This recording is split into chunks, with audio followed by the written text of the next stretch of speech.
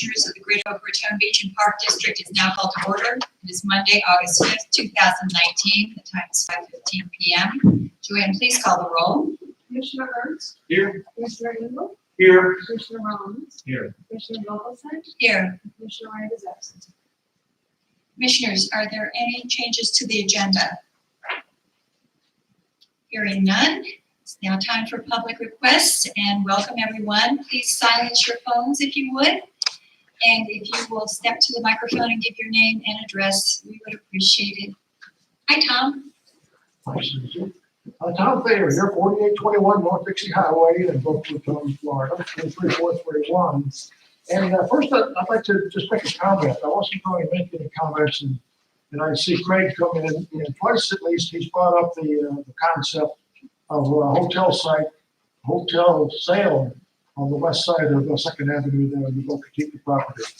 And I would just caution the board that that's not a tourist street through there. That's a local street, 2nd Avenue and that portion of Clipmore Road, that you're not going to find a residence in or other mid-level hotel type property to come into that site and pay you a prime dollar for it. So in my view, the most logical use for that property is in conjunction with the golf course and a golf academy and those type of uses where you're housing people that are in the school. So just a little caution there on how much value that that property might be worth. And of course, the second thing is tomorrow morning, the Federation of Boca Raton Homeowners Association, their monthly meeting tomorrow. It's a doubleheader. We have our local county commissioner. We always get that in August because the county commission takes a little break. And that's Robert Reinwolf. He'll be the headliner. And also on the board is our school board chairman, Frank Barbareri. So come out tomorrow. The doors open at 8 o'clock. The meeting starts at 8:30. And it should be very informative. We typically have most of the city council there. And you can chit chat with them from 8 to 8:30, and probably after the program ends. So stop by, no cost, it's all free, and it's in the community center downtown, which for August, that is unusual as well. It's only Camp Boca. Camp Boca is at Petrie Park, it's still going on. And so we are able to use not only the Silver Palm room, we're actually in the Royal Palm room tomorrow. So come and look for us, free coffee, free everything, and enjoy the book. Thank you very much. Thank you, Tom. Who else would like to speak? Welcome, Rollins. Commissioners, I'm Raul Travieso. My address is 1037 West Royal Palm Road. Is this thing on? Sort of. I guess you can hear me. Keep going. Okay. So I would like to take this opportunity to inform this board regarding the sport of pickleball. So we're going to change focus from golf to pickleball. And I'd like to seek this board's support regarding pickleball. As you know, pickleball is a multi-generational, lifetime sport, can be played by people from 8 to 88. It's a game that everybody can use at every ability. This is the sport of the future. It's easy to learn, it's quick, and it's a lot of fun. And more importantly, it keeps players active and healthier through our entire lives. I just returned from the 2019 U.S. Open Championships in Naples. It was a week-long nationally televised tournament that consisted of 2,000 competitors, 4,000 matches, and on 50 dedicated pickleball courts. I believe that we need to get in front of the explosive growth of pickleball. Here in Boca, we're becoming more organized. We have a Greater Boca Raton Pickleball Facebook page. Our email contact list consists of over 200 members. We also provide a free first-time player clinic on Wednesday mornings at Sugar Sand Park. And I'd like to invite and extend an open invitation to the board members to please join me in that clinic. In an hour and a half, I'll have you playing pickleball. On March 1st, we had our first lunch cookout and social at Sugar Sands Pavilion number 1. Last summer, the paramedic and firefighters Benevolent, which I am a proud member of, sponsored its first annual extremely successful pickleball tournament at the Sugar Sand Fieldhouse. It benefited the Children's Burn Foundation. We raised over $1,000. Last week, on our second annual benevolent charity tournament, we raised over $2,500. So that's a great growth just in 1 year. Now I want to spotlight the growth of pickleball locally. In the field house, our participation in the year 2017 was 2,800. That's documented by city staff. In a year later, 2018, the number of players that checked in to Sugar Sand Park was 6,300 people played there. That's way over twice as many people playing in just a 2-year span. A couple of months ago, we had 101 people waiting to play on 6 courts. That means that 24 people were playing at a time. 6 courts times 4 is 24. There were 75 people waiting to play. So the growth is evident. We are extremely, of course, appreciative of the Recreation Department, which has made decisive changes and also allowed us to play more pickleball at Sugar Sand Park. We went from 1 day a week 4 years ago. Now we have access to courts at Sugar Sand 5 days a week, and that's in a 4-year time period. Now, I want to talk about the ambassadors. I'm an ambassador of pickleball for the city of Boca Raton. Palm Beach County has 8 other ambassadors that represent other municipalities. This past year, we taught all of Palm Beach County high school and middle school and elementary school PE teachers how to play pickleball. We had a train-the-trainer program where we actually taught them how to play and how to teach the sport of pickleball to their students. Now, throughout the county, in elementary schools, middle schools, and high schools, kids are playing pickleball. So it's important to note that the explosiveness is tremendous, and we need to keep up. Now, I want to talk about what Palm Beach County has done, not what Boca has done, and I'll tell you what's going on in Palm Beach County. So, this year, Delray is building a pickleball complex of 12 lighted courts at Veterans Park. Boynton Beach has converted their roller hockey rink into 8 lighted courts and also built 2 additional courts adjacent to those. At Lake Lido Park in West Palm Beach, I just played there last week, the county converted 2 underutilized lighted tennis courts into 6-court complex. The county also converted 2 tennis courts at Okehili Park into 6 pickleball courts, and they're gorgeous. And I played on them both, and the expense to convert 2 tennis courts into 6 pickleball courts is less than $40,000. The lights are already there, fencing is already there. All you have to do is reconfigure the surface, and you have 6 pickleball courts. So we don't have to go to a bond issue. We don't have to get city council approval. we're talking about very small amount of money in compared to other projects. So our goal and our request is that the council, the commission, consider, along with the city council, which I have spoken to on several occasions, and that is to convert 2 to 3 tennis courts at Patchley Park into an 8 to 9 court pickleball complex. The cost, again, is minimal.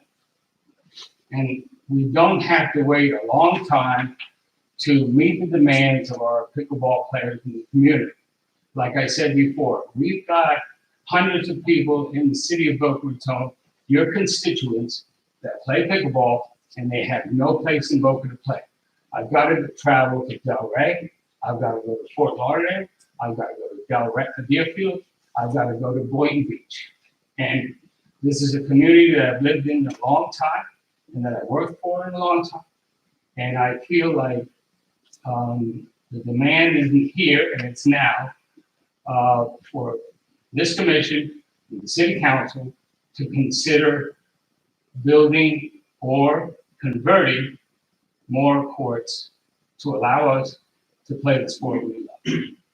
So, in closing, I just would like to say that we are respectfully requesting that you consider my comments.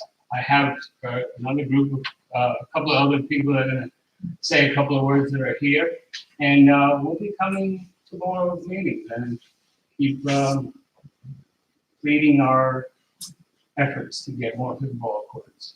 I'm tired. I'm not tired. I just feel like this city has provided me and my children great athletic opportunities and recreational opportunities, and I feel like at this point, I should be able to play in my hometown, the sport that I really love. Thank you. Thanks, Raul. Are they building courts in the new park off of 18th Street? Yeah, they're gonna build 2 courts at the El Rio, 4 courts at the El Rio Park that the city run,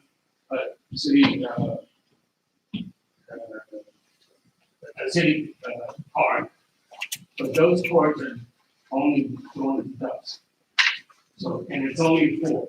So that means, we can't have challenge matches. We can't have, they'll be used right away. And they'll be full right away. But 4 will not meet the demands of the number of football players that we have in our community. And again, that's in the south end of town, maybe we can look to the north end of town to provide other football courts. I was in Punta Gorda the other day, which is a village. They have a 16-court complex in one on the west side of the city, a village, and they have like 10 courts on the east side of the village. I think the demand is here. We have people that want to play, and we need to provide our citizens for the access to local football courts. Thank you. Thanks. Good You've evening. spoken before, haven't you? I have not, no. No, you haven't? Okay. Well, welcome. Thank you. I appreciate the opportunity to share. I'm Jay Barber, 6707 Boca Pines. Been here about a year, and I'm excited to start my second school year teaching at Boca High. I have 2 sons who attend there, and as part of the program that Raul spoke about, the students at the school are being exposed to a unit of pickleball, each kind of on a rotation basis. And there are amazing tennis courts there at the school, and we're working this year. A couple of us have got a project going where we're going to have a pickleball club. So that's exciting. The students are getting involved in it. But unfortunately, when they ask me, where can we go play in the evenings? I say, well, in the summertime, we can go to Sugar Sand Park, and I really enjoy playing there. But I'm traveling to Delray and to Parkland and other places like that in the evenings to play. So I just wanted to call attention to the future. The students are getting excited about this sport, a life sport that we see people of all generations, really whole families playing together. And I want to make sure that Boca, which is an amazing place to live, I love living here, the parks are outstanding. We just need this extra piece because it is the fastest growing sport in the nation. My students at Boca High are excited about it, and I need to be able to challenge them in the evenings at a court that's lighted and nearby so that we're not traveling to nearby cities. So that's my 2 cents. I thank you for the opportunity to share that. Thank you, Jay.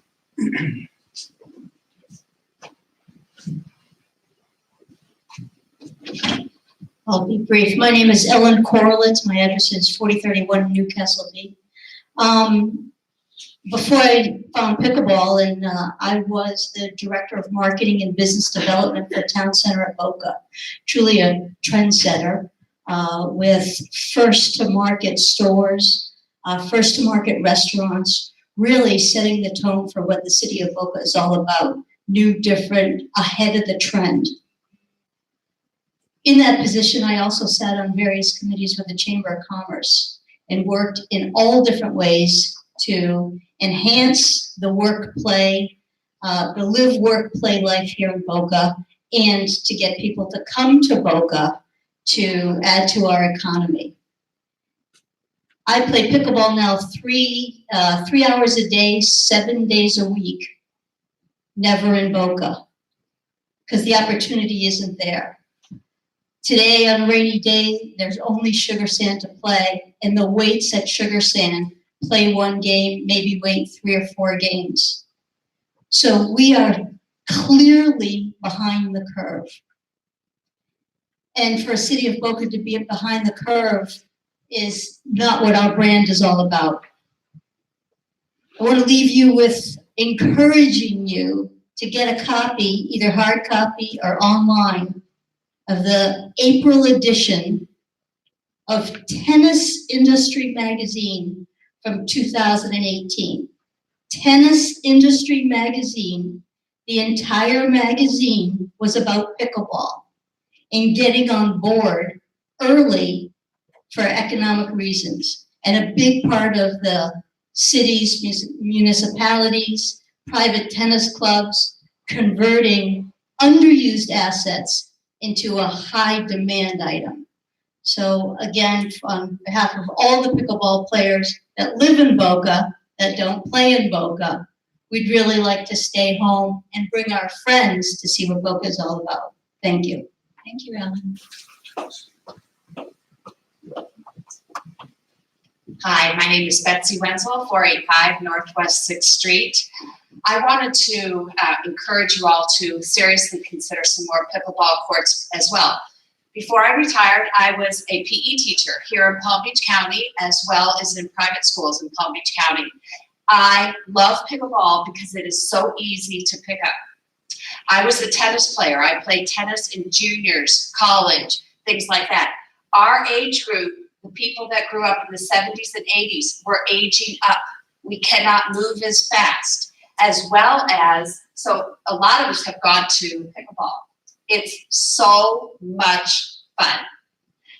Boca Raton wants to be known as the city of parks and recreation, and we have really good parks and recreation. I would like to see our city continue that trend and being involved, more involved in pickleball. And as Raul said, taking some of these underutilized tennis courts and converting them into pickleball courts. It's a fabulous bang for your buck. It's great for the whole family. The pickleball paddles, I don't know if you've seen them. They're not big. They're like an oversized ping pong paddle. The balls are a wiffle ball paddle. You can have 5, 6-year-olds play this game if they're well coordinated. All the way up to senior games. We have very high level of involvement here in Boca Raton, but as Ellen said, they travel. The level of pickleball, the higher you are in skill, the more you have to travel, because the skill right here in Boca Raton is not at the level that I believe we would want it, because there's not the amount of courts that we have to play. So a lot of us do have to travel to other cities. So anyway, thank you very much for listening to us. And I encourage all of you to pick up a paddle and come out and play. It is a blast. Thank you, Betsy. Who else would like to speak? don't have to speak about pickleball. I'm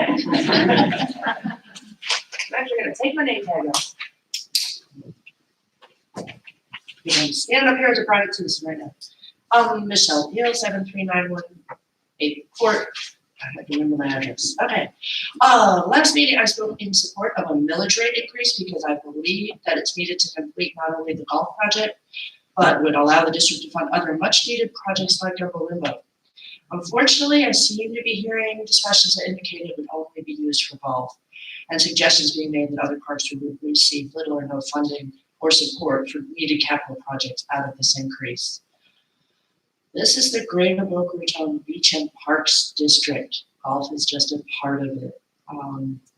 Just a reminder, there's been a master plan under works for Double Limbo since 2014, which as a non-private citizen, I will talk about shortly. But funding is a big question mark for it. Mickey Gomez and now Michael Calvert have been asking for support facilities for maintenance for years, and those haven't gotten done. The pump project, which is a vital part of the life support system for sea creatures in Double Limbo, has taken 6 years to develop for many reasons I'm not going to go into, but it's finally ready to go with permits in place. These may not be really sexy projects, but they are needed to operate our parks and especially Double Limbo. So let me be clear, I'm not in favor of a millage increase if it only funds golf to the detriment of the rest of our parks.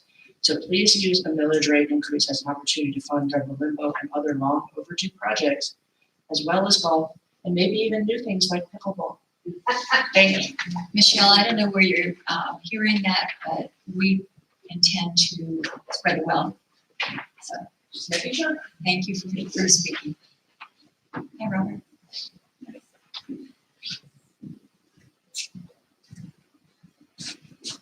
Hello, for the record, Robert Duquette, 5351 Northwest 3rd Terrace. I want to start off by thanking all of the commissioners for acquiring Ocean Breeze. I think that saving the green space and working on a new golf course is very important to everybody in the city. From the last meeting, I especially want to thank Aaron Wright for clarifying that there is going to be a golf course built. Just a matter of by who and when. So I think the golf course is not in jeopardy of not being built. Also want to thank Craig for clarifying the alternatives. You can build it yourself. You can let the city build it themselves, or you can have a partnership, which I think is what the district has been talking about, obviously, for the last year plus, was the intention. So just a matter of whether or not, how that can be done. I think also one of the most important things that I heard at the last meeting was Mr. Engels thanking and recognition of Mr. Calvert and his team. The district pays out about $1 million or more every meeting and a check to the city, which is Mr. Calvert and the Beach and Park District's confidence and trust in the Parks and Rec Department, is unsurpassed, I think, from the standpoint of how well they do in maintaining the beaches and the parks throughout the city. And you may or may not be aware, but the city's request for information and their golf course planning potentially is also going to go through that same area as far as what I have seen. So you trust them explicitly, it seems like, except for when it comes to what's happening with the golf course. So again, I would hope that you can have the trust in the staff to help get this off the ground, either in a partnership format or in giving the project to them, since unfortunately, the Beach and Park District doesn't have the funds for the $20 million plus. In my opinion, it's crazy for the district to ask for a millage increase of 30%. When we have a willing partner that has the funds, that is right now in the process of going through their due diligence to see, obviously, what can be done as far as lowering the price tag. I myself, of course, am a resident of the area that will be benefiting, and there are many residents in my area who say, we don't care what the price tag is. I think that's not fair to all the taxpayers, and I think that it's important that a reasonable process. When we first started this process, we were told that if the architect that was selected couldn't build it in a price range that was acceptable, then, or affordable, then you go to another architect. I don't necessarily know that that's necessarily the case, but of course, it looks like by the end of this month, we will get some indication of what the city's estimate is on that process. So again, I want to thank you all, though, for saving the green space and being supportive of the golf course. But I think it really is almost a slap in the face to the residents if you want to increase taxes just because you don't want to cooperate with the city. Thank you. Robert, let me correct you. It's not that we don't want to cooperate with the city. We just think we have a better plan and we can do it better than what the city can. And you know, we've looked at alternatives. We've looked at Boca Muni. We don't need another Boca Muni. And by the time we get through with this project, hopefully it'll be a district project. I'm not, with Craig outlining those three options, the third option was the district will do it. And I believe that if when you came to us 3-4 years ago and asked us to buy this project, and we said it's going to take a millage rate to do it, I think you'd have been on your hands and knees asking us to do it. So here we are. We need to get this project moved forward. I think this increased millage rate, Sue said, will help not only this golf course but other projects. And it's our determination that we're going to try to move this project forward. The RFI from the city, I'm not sure how they can accomplish that in 3 weeks when it took us, months of interviewing architects, and then even the design aspect of it was a tremendous amount of work involved. I don't see how in 3 weeks that they're going to be able to get something forward that's going to in any way resemble the details that we've got on our project. So thank you for your support all the years. It had been for you and Howard. We probably wouldn't be at this point now talking about this. Harold, we wouldn't be talking about this project. So thank you at least for letting us get this far. Well, the good news is, I guess in 3 weeks we'll all see, and you'll be able to sit there and say, "I told you so," or they'll be able to say, "I told you so." But I'd also like to point out that in the February meeting, when you approved the design, Wayne got up here and said that this is a basic golf course, and you can go back and look at that meeting. And for a basic golf course, I think that's the problem, of course, that the city has. $28 million for a basic golf course sounds like a lot. If it was a world-class golf course with a Maverick course or a stream running through it or extraordinary sized greens, which Wayne said was not the case, of course, maybe we can justify that. I personally have been playing golf at Osprey all summer long, and I can tell you that anybody that plays at Osprey versus almost any other course around here, that's going to continue to be the competition once this course is built. And we don't want people to play there once and then say, okay, I'm going to go back to Osprey. So hopefully it'll be comparable in quality and design and maintenance, which I'm sure that with the help of your partners in the city, if you do choose to have the city to operate it, they do a great job. Thank you. Thank you, Robert. Harold?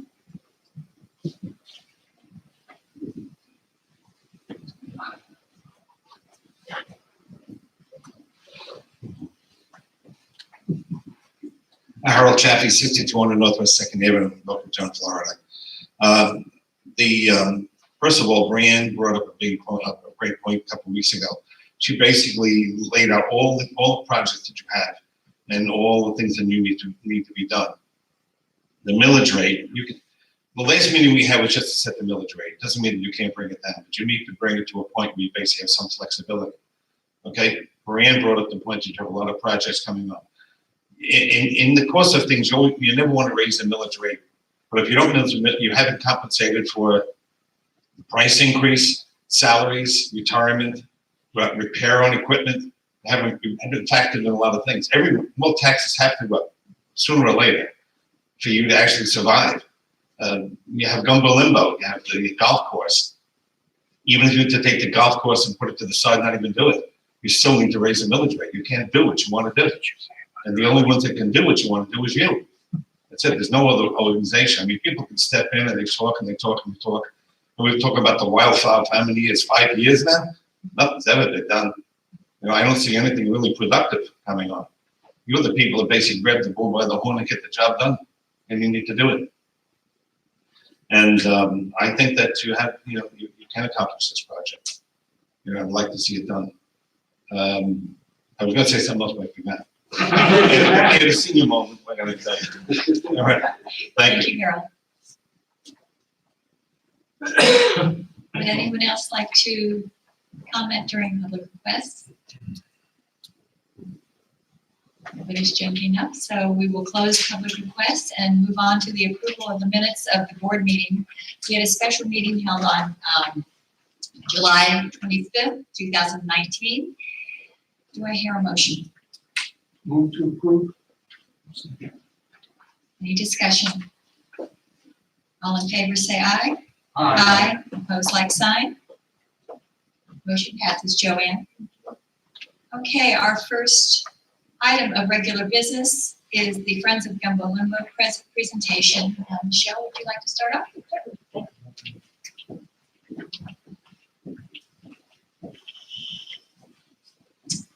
Good evening, Michelle Peel, representing the Friends of Gumbo Limbo this evening. I'm here at the request of Brianne Harms, who felt that an update on the activities that Friends has taken pertaining to the master plan development for Gumbo Limbo would be of interest to the commissioners tonight. So I am reporting primarily on a meeting reflecting Friends' ideas that were shared with the city back in June. But before I do that, I will start with just a background to refresh everyone. So the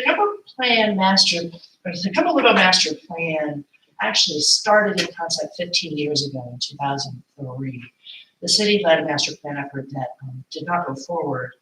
Over the ensuing years, the Friends worked with city representatives to develop a strategic plan for the center. In 2012, the district funded new aquariums and pavilions to replace the existing fiberglass ones that were sinking into the earth, and to the tune of about $2 million. And at that point, new pumps were identified as needed for the life support systems for those aquariums. 2013, Friends did a campaign to fill the tanks and put the exhibits in those aquariums. And in 2014, the district started a master plan effort that did not go forward as well. In 2017, the city started a comprehensive waterfront master plan, at which point Gumbo Limbo was spun out, even though it's a waterfront property, because its intended use did not seem to be going to change. People were happy with what the purpose of that waterfront property was. And so the city, through EDSA, their comprehensive waterfront plan consultant, also hired Cambridge 7, a noted aquarium designer, to embark upon a master plan just for Gumbo Limbo. Which brings us to 2019. So as of right today, 2019, Cambridge 7 and EDSA started that plan in 2017. Chairman Vogelsgang has been a part of that process, as well as Brianne Harms. Preliminary concepts came out of that plan in April of last year, and a conceptual design came together in April of this year. You will note in your capital budget that your 5-year capital budget starting in 2021, you will start to see some funds for that, but the 5-year plan doesn't finish it. And I'll explain why, because of the phasing. It's over a 3-year phasing plan for the current conceptual design. That conceptual design estimate came in at $52 million. And we all took a step back and said, that is a lot of money. Now that was a very conservative design. It included 20% contingency. It included escalation over a 5-year plus time period. And an escalation of that kind of millions of dollars becomes millions of dollars a year. And it's a very robust conservative estimate. So I'm saying it's naturally a high estimate.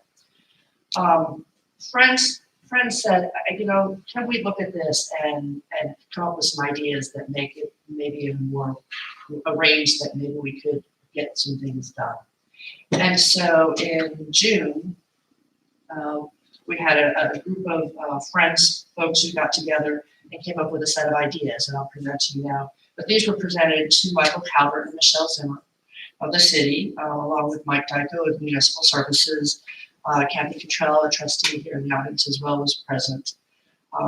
Because we wanted to give them our ideas, because we're an integral part of the operations of Bembo Limbo, having been in existence since prior to the Bembo Limbo itself.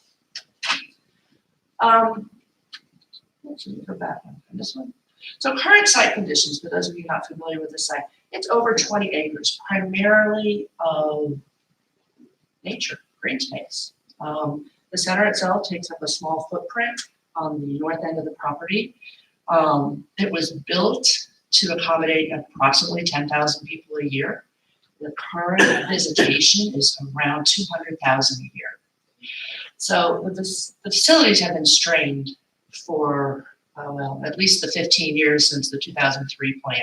And that 2003 plan actually had more education facilities and office facilities incorporated in it.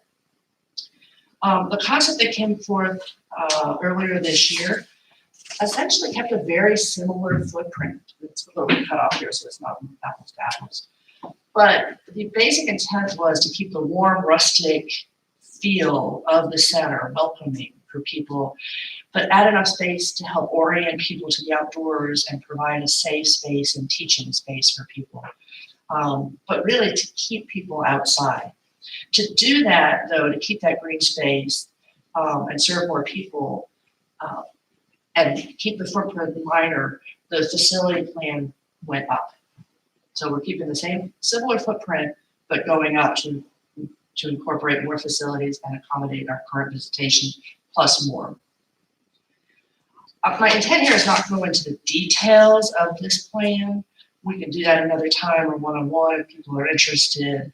But essentially there are 3 rough areas. There's the wet areas of the facility, which is where the sea turtles are cared for, the aquariums, life support system components that we have now.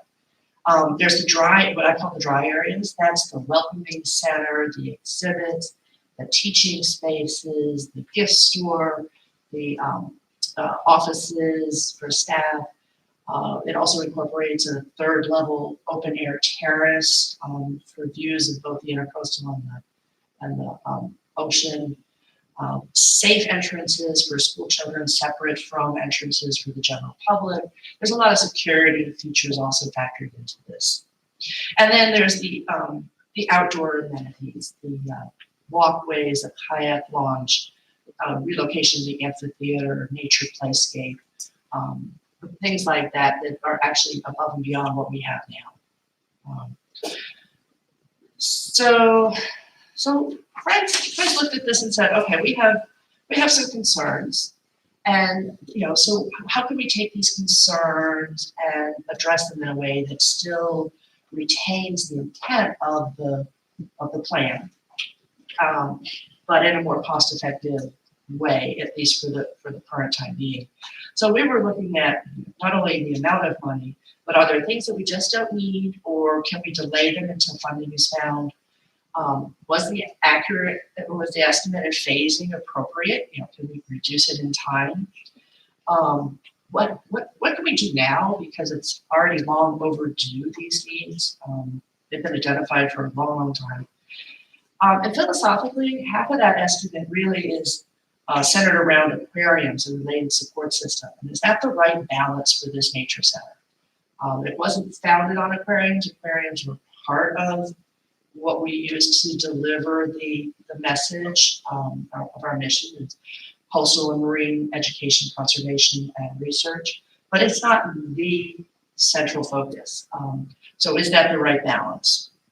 So given those types of questions, we looked at reducing sizes, delaying some items until we can find perhaps grant funding for them, eliminating some items, simplifying finishes. One of the things I did talk to folks about, the finishes in there were like $300 to $375 a square foot. What have you been in construction business? That's high. Now, I'm hearing that's the current price levels, but when you put 20% contingency on that and escalation over time, that gets to be really, really high. And maybe they don't need to be that high. And can we accelerate the timeline to take away some of the cost of money over time? So I'm gonna address this in the three basic areas that these are the original three phases that the cost estimate of 52 million was built upon. So phase one, which is in the light blue, is primarily the dry areas. So it's a welcome pavilion, the education pavilion, a parking garage beneath those two pavilions, and bus arrival and entrance features. The second phase, that's over 12 million, is an animal care complex. And you say, what is that? Well, all the animals on site, they need to eat. They need medical care. You know, there's laundry facilities, there's things like that to take care of not only the sea turtles, but the fish and even our gopher tortoises and land-based animals. Phase two, which again is the yellow, includes a renovated sea turtle facility. The facility that we have right now was built as a temporary facility 10 years ago. It still has a temporary permit. It really needs to get into a permanent location. So the concept would be to move the tanks under the shallow pavilions where you see the mangrove tanks and the nearshore reef tanks now. And then keep the existing deep tanks, which are the coral reef tanks and the shipwreck tanks, for those of you familiar with the site. And also that phase included a lot of outdoor features. So when I was talking about the amphitheater, there was also boardwalk, proposed nature playscape, the kayak launch, things like that on the outside. And then that third phase, the one that I mentioned to you as the aquarium-centric part of it, that is the proposed aquarium and life support system, plus a parking garage beneath that area, and then the final landscaping and finishing of the property. So that is the main constituents of the original project over a 36-month construction schedule. Now, I say 36 months, but we still have to put a year and a half at least on the front end for the design and the going out for bid process. So really, we're probably talking about a 5-year process if we were to start right now. So people have heard me say this before. If we started right now, our friend here who just had a baby 3 weeks ago, when that child was in kindergarten, they might be able to get to see this. So that's the current plan. So friends looked at that and made some suggestions. So the first one, and I'm going to call it phase one, and one of the things you'll see is it's a continuous phasing. It's not so much a 3 distinct phases like what you saw on the previous plan. But the first one is make some of the offices and facilities smaller. Am I in the right phase?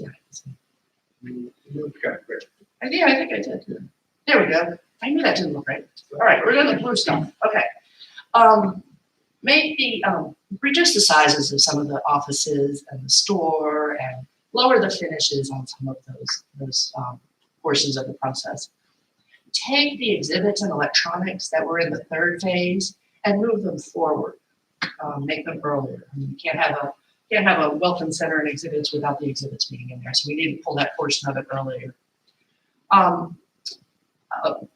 We still need some of the life support systems to be installed at this phase, because we could also start to, you'll see in the next phase, start to work on the sea turtle portion of it.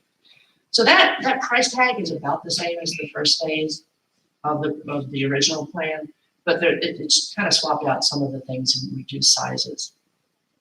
If we go to the second part, and I'm going to call that phase 1A, again, we're making this more of a continual process. The existing nature center would come out. The sea turtles facility would be relocated, which means the fish would need to go into a fish holding facility. Instead of a fish holding facility, we suggested making that a semi-permanent fish aquarium pavilion, not as grand a scale as the one previously designed, but maybe smaller feature tanks to represent the items that were formerly under that shallow pavilion. And you'll see there's a lot of grayed out areas. We felt like a lot of things like the outdoor wet labs and nature playscape, the amphitheater, those could be delayed until we get grants. And we already know, for example, nature playscapes, there are organizations out there that will give you $150,000 to $200,000 to build something like that. So that would give us some time to go back. You leave the footprint there to go back and find that funding. The boardwalks itself, we've had some discussions. They don't need to be raised boardwalks like they are in the other part of the pavilion. They can stay paths. So that's kind of an elimination or substitution. And then the third phase is really the finishing phase. So you would not put in the aquarium, so there would not be underground parking. It would be simple surface parking at this point. We've reduced the features, the main entry.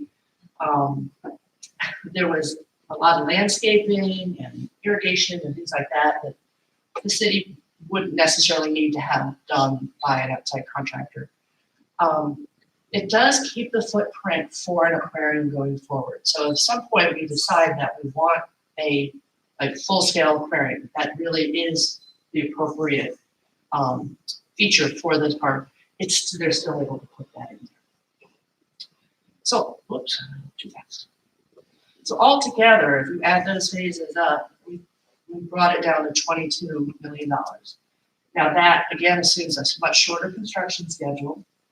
It assumes that we start the pre-work on the design phase sooner rather than 2 years from now. It reduces some of the finished costs in there. But it still keeps the 20% contingency and the appropriate escalation of money for the time period that it covers. I'm going to stop there. I kind of went through a lot of stuff really fast. Do we have any questions? Yes, Craig. Michelle, this is sort of like the golf course. It's like digesting an elephant. Yeah, it is. It is. I know. I'm giving it all to you in one big dose. I know. So where is the city at with accepting, from 52 to 22? Okay, I will get to that in a second. I promise you, because this right now is what we presented to the city. Okay. Okay, so this was our presentation. So I just wanted to. Fair enough. Mr. Fest. This I'm not going to spend any time on. It just shows the original square footage and the new square footage. So it went from 48 down to 27, so you can get a feel for the scale reduction in this. Did go out and did a gut check on cost comparisons with other nature centers. Dollars per square foot escalated for time. Our cost at 22 million, about 763 a square foot, is in line with those. Still slightly on the high side, but it's reasonably in line.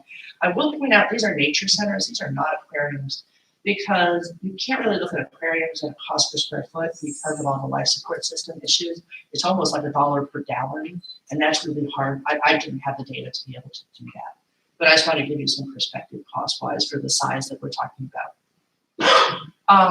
So the end of our conversation was, what do you guys think of these modifications? Can we agree on target costs? What's the timing? And how do we get public input in there? And I will mention, Friends did start very quietly asking for public input at Sea Turtle Day, but it was very low key. And I did remind them that this is the 2013 strategic plan, that this whole page is devoted towards we need a site plan. So just reminding them that this is not new.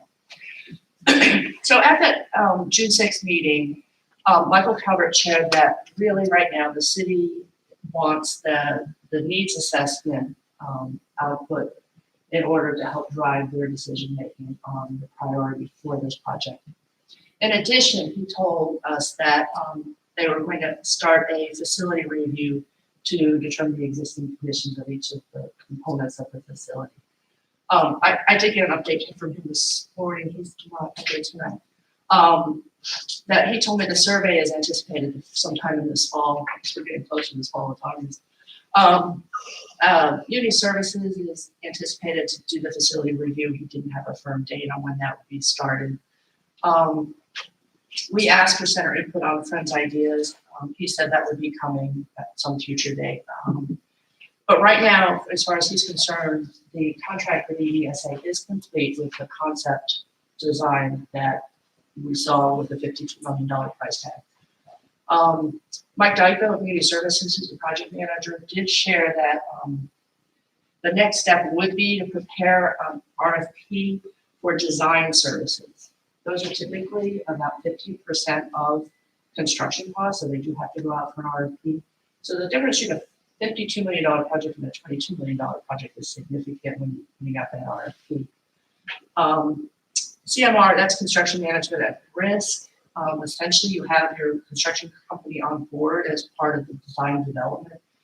I'm not an expert in that, but he did mention that as a way to actually streamline your construction as you go along with the design, rather than presenting a design and but having somebody come back and try and value engineer it. So it is a design approach that might be wise for a project like this. But right now, there is no action being taken by the city for these future steps. And that is, oops.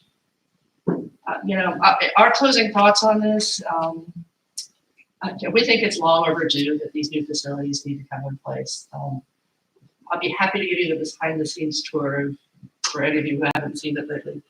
Cumbo Limbo was an amazing first impression for a lot of visitors to the city. And you go out on Indeed.com and people recruiting for businesses in the city name Cumbo Limbo as one of the attractions for living here. We're willing to participate, as I've said before, as partners, both financially and as community thought providers in this process. And we've been very pleased that the city has engaged in conversation with us about this all along the way. They've been very open about the different ideas. So I ask you that you keep this project in mind as you deliberate your budget and millage rate increase. I know it's been very quiet, but it is still going along. Your support of it will help the city know that it's a priority for you as well. And that's the end of my presentation. There are a couple more slides in here that are in the packet, but they're more details on our assumptions.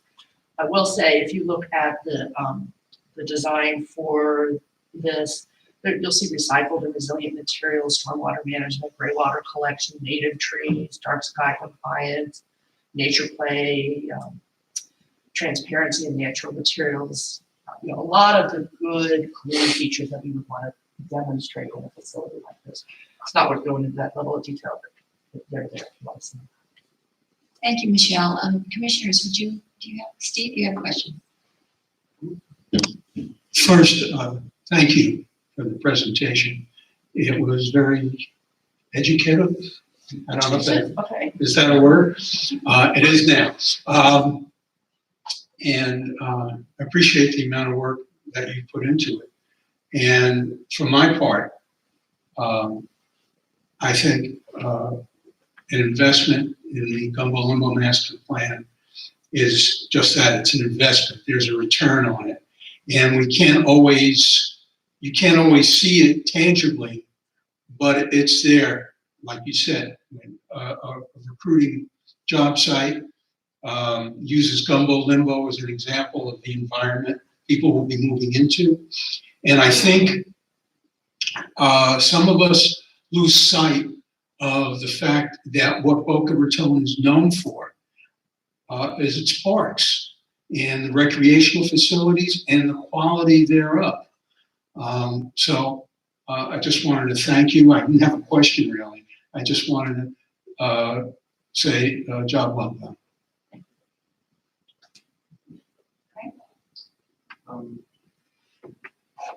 Michelle, I think we're all very supportive of Cumbo Limbo. Always have, always will be. One of the challenges is the financing of it.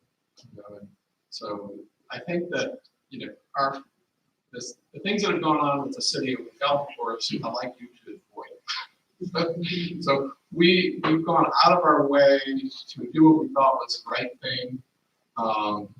Engage professional consultants, come back with plans, design things, people who, companies who worked in the area and designed everything. And, it was my expectation, and I don't like blending the two, but they really do kind of blend in the two things. A long time ago, they said they're selling the golf course out west. And so we said, okay. And along came the golf course, and now we have a $65 million windfall. The district chipped in and bought this golf course. Now we're looking at how to reconstruct it. And, you know, what I got over the last few months is wasted a lot of time trying to ask for a $10 million contribution for it. And maybe they'll come to the table and they'll do something or contribute to something. I don't think it's going to dramatically change our golf course design, but what it told me was it's pretty much on our own on the golf course unless we get to this partnership type thing. And it also brings to play what happens with Gumbo Limbo. To me, these are all interrelated type things. And the last thing on my list is to raise taxes to fund all these things when we already have, you know, some incoming money coming forward, and they're earning interest on it, and so there's opportunity there. But you know, we really need to have that little bit of a joint conversation between all the demands that they're not demands; these are good community projects. But how should and how will they be taken care of? And So- anything we can do as friends to help facilitate that conversation, we are more than happy to do that. And it makes sense. I mean, I think the city would be very frustrated with us and said, oh, you've got a $52 million project. Let's vote here and have an RFI on doing a different project. It's insulting, you know? So I think we got to figure this out for everyone and put together a financing plan. I think for the district, we've already talked about how we go out to the market to do things. We're doing everything we can to do it, and I think we will continue to do everything we can. But the key player in the room on this is better direction from the city. So we all have to kind of go back to them and say, let's be honest, how is this going to be done? Both projects. That's what I heard you say. Well, Michelle, you've been a diligent steward of Gumbo Limbo for many years and been espousing this plan. Finally, now we have something concrete in front of us that EDSA and public input put together. And I congratulate you on your perseverance. As Craig said, we don't want to see you have similar difficulties. I mean, this is the city's property, and you know, it is an asset to the community, as evidenced by the number of visitors that you have at the nature center. And I see it continuing to grow if we can give it space to grow into. I think, as Craig and Steve said, you know, we're supportive of the nature center. We've all been there. We've all taken guests there. We know how important it is to the community. And it gets right down to, you know, how we're going to do it with financing. You've seen the struggles that we've had with that, and trying to. For years, the district has been in just a maintaining of our facilities, but now we're into where we have to upgrade, as we've done here with this facility. Patriot Park's another $4 million project that the community's been asking us for. Both of these are coming to completion and hopefully will result in some savings to us in our operations that we can spend somewhere else, perhaps with Gumbo Limbo. But I think you and your friends are a key component to getting this project done. You've got to be front and center as you are with us, doing the same with the city council, and hopefully find support from them to get this project done. And Craig made a casual reference to the golf course and the funds that are coming from that. And I think we all have had visions of how that could help with these two projects rather than something else that the city may be designing and have plans for. I hope that our recreational dollars that purchased that property, developed the golf course and maintained it, the profit will come back to our recreational needs, including Gumbo Limbo. I'd like to think that's possible, but I think that we just have to keep asking council. It is their project and their property. We do want to be helpful when and where we can. Right now, we're struggling with this one large project, and but certainly if we can help in some way, we certainly will. I will say, I think the Save the Tower project, where the district is paying for the tower, we have a private donor and we're raising funds, is a nice example of how we can work together as all three entities. So I would envision that there's a way forward somewhere along that line as well. Keep your presence out there, because I think that you're the one that's gonna make this happen. You're the catalyst for keeping this thing, this discussion going, and I compliment you and thank you for doing that. It's a whole group of people. I Which are understand, here. but, Yeah. you're the focal point there that everybody looks to for leadership and continue. As Michelle did indicate, Brianne and I did sit on some of the workshops with BDSA, and that group is very persuasive. They are very charming, and that's their business. And they came in at these big numbers and these beautiful concepts that, yes, we would love to have this in Boca Raton, but thank you very much for paring down that $52 million number and adjusting things. I would like to see a partnership in some form with Friends, and I do hope that that comes to fruition for this project at some point. We will continue to work. And I agree with Bob and Craig. I think we need part of that $65 million to help you guys, get this project started and funded. Anything else you want to say, Michelle? And thank you all for coming too, for you, the other friends of Gumbo Limbo who are here. Thanks, Michelle. Okay, item number 2, the FAU field usage discussion. It's on page 8 of your agenda packet. Yeah.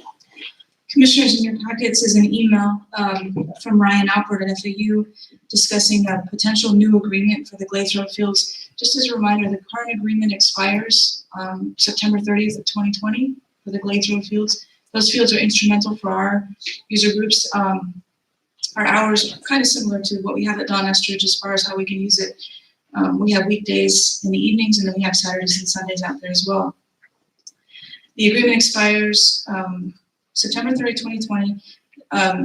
We don't have an official proposal for them to extend it, but he did talk about, Commissioner Rollins and I met with him, talked about extending it for 10 years with a 2% annual escalator. Historically, we've had a 3% escalator on this in 2012 and another 3% in 2015. There's been no increase since 2015 on the use of the Glades Road Fields. So his proposal here, it's not official, but we want to apply this to the next budget because we need to consider if we're going to enter in a new agreement that will extend the use of this for 10 years. So in his proposal here, he has it with a 2% escalator every year, and I'm not sure if Commissioner Rollins wants to add to it. Not much to this particular proposal, but just to reflect back on where we are with fields. We originally, the district, built 2 fields over at Henderson. Gosh, that was 30 years ago, 35 years ago. Had a 20-year agreement with that on that facility, which came and went in the blink of an eye. And we built the Glades Fields and the restaurant facilities over there. And eventually it was converted. We were paying maintenance on the field, and then we converted that to just an annual rental rate. Of all the properties, similar to the city, I think FAU does a very good job with field maintenance. For whatever reason, that field was built that is generally playable after some of our own fields are closed with due rain. But the partnership that we've had with FAU has been a good one over the years.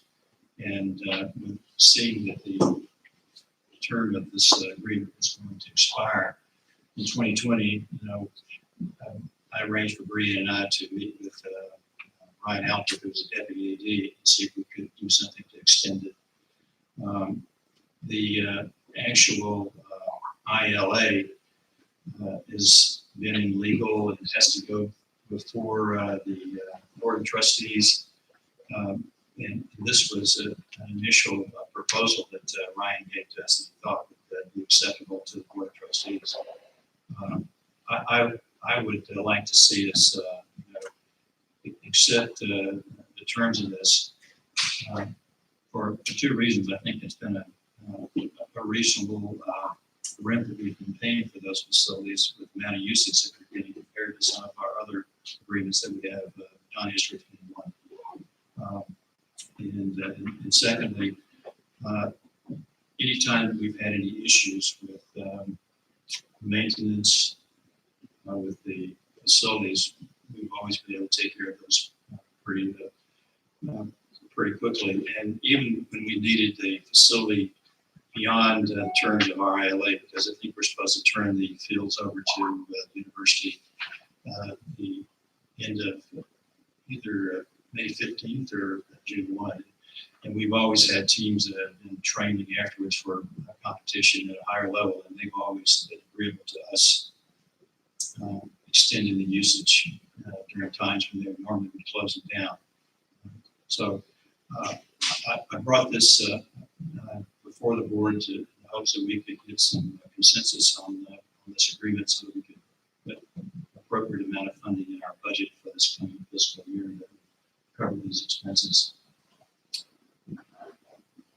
That's all I can say about that.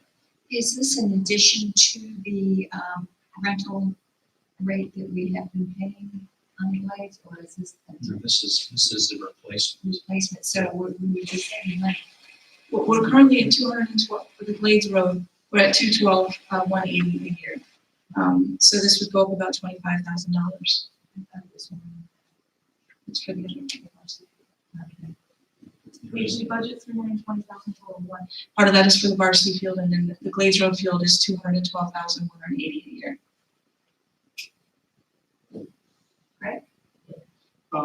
Look, I'm fully supportive of continuing the partnership with FAU, and it's a mutual benefit for the community and for FAU. But what I would recommend is two things. Is we're not sure that if Countess DeHorny is committed to that's going to expand it. I don't know what the impact of the needs assessment is going to do.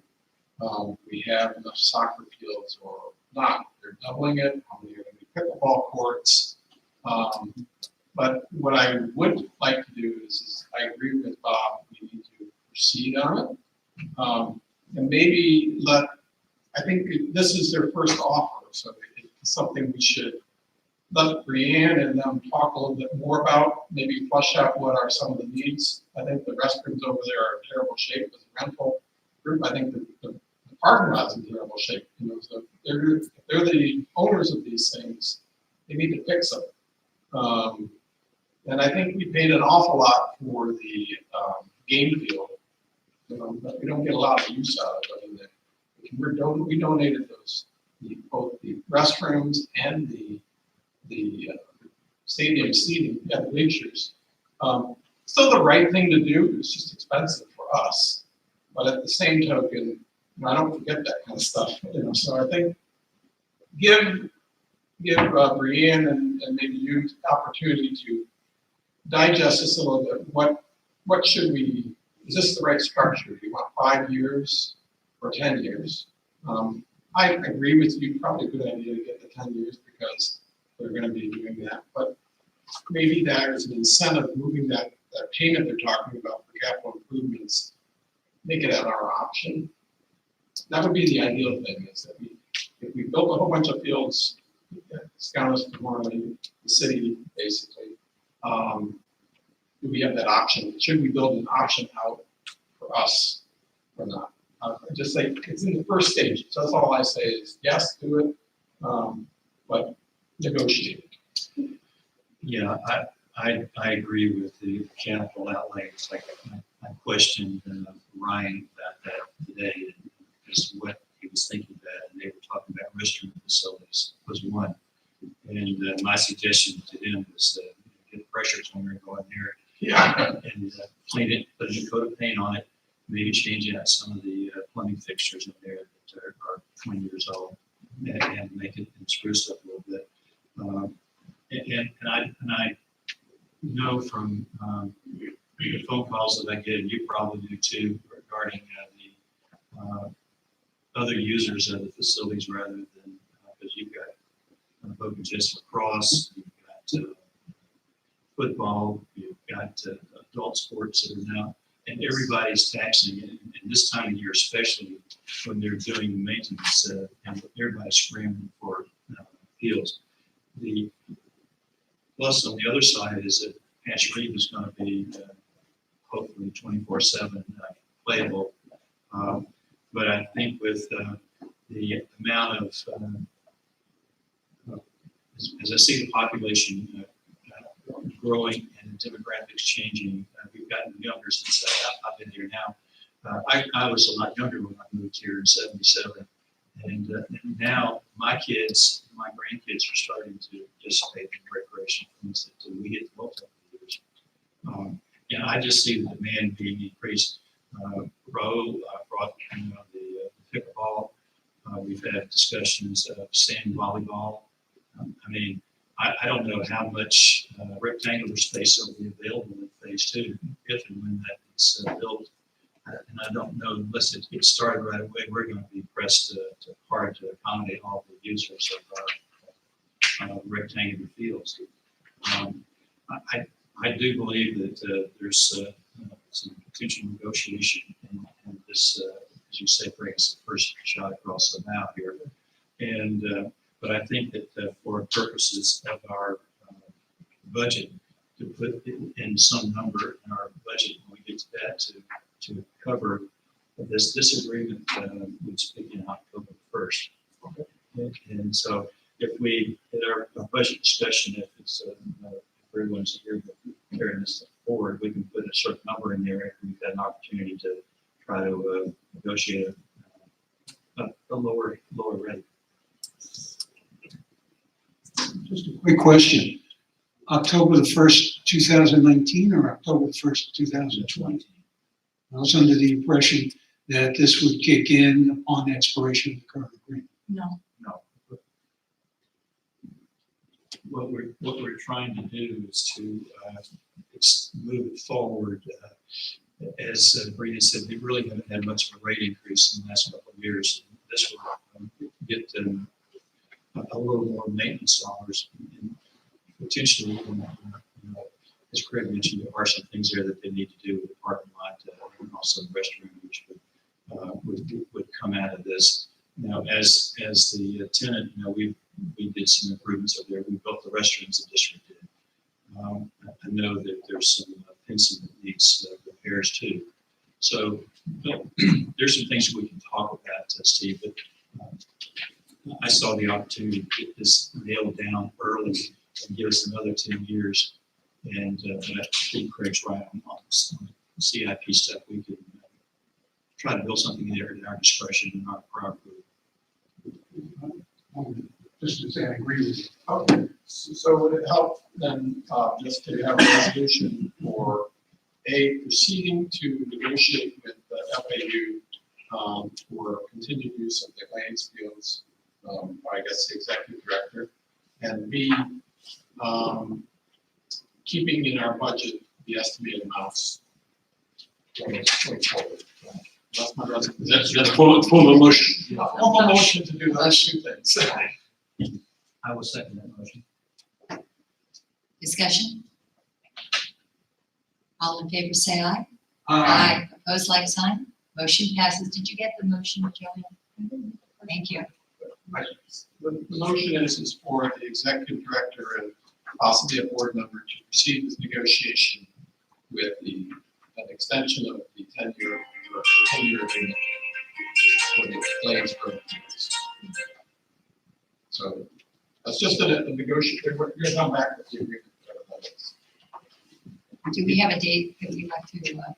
The agreement, I think their next board trustee meeting, I think Craig has said, is in September. So what we have to do is to put some sum in our budget, as you mentioned in your motion. Second part, we will budget what we have here, but Subject to further negotiations. Yeah.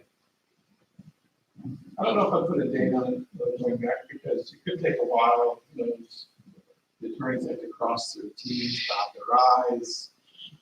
Yeah, I believe we can get an agreement in principle with the MOU this, if that's what we decide to do by, our next meeting. Okay. Would you like to continue the negotiations? Thank you. Maria. All right. Number 3, the communication RFP found on page 9 of your packet. Yeah. Microphone is on.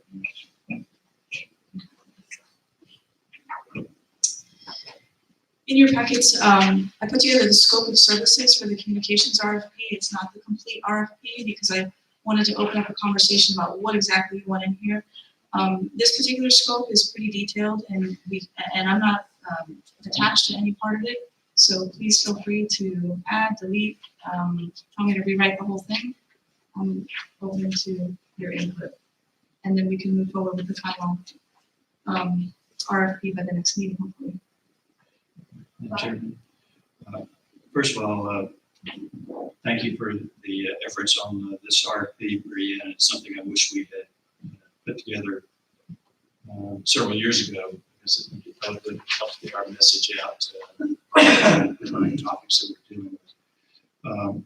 I thought the scope of services might have been a little bit too broad, and the reason I say that is I'm concerned that a communication specialist may look at this and think that they have to accomplish all of these things, and then we mentioned too also that we wanted to have them available. Was it 40 hours? Is it 40 hours a month? I would rather see someone come in. The first part of this, I think the purpose and the intent was paragraphs 3.1 and 3.2 were done very well. 3.3, the scope of services.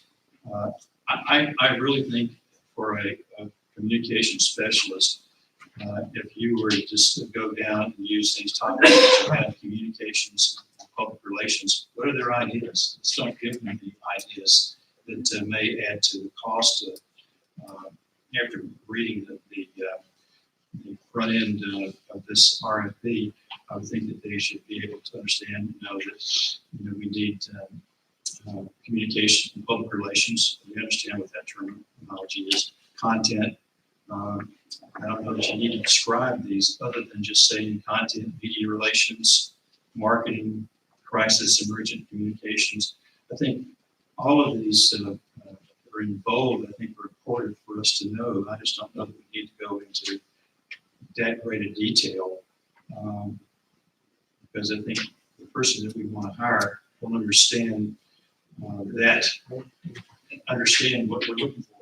And so that would be my recommendation, just pare it down to these bullet points that I just mentioned. Well, I think it's well thought out.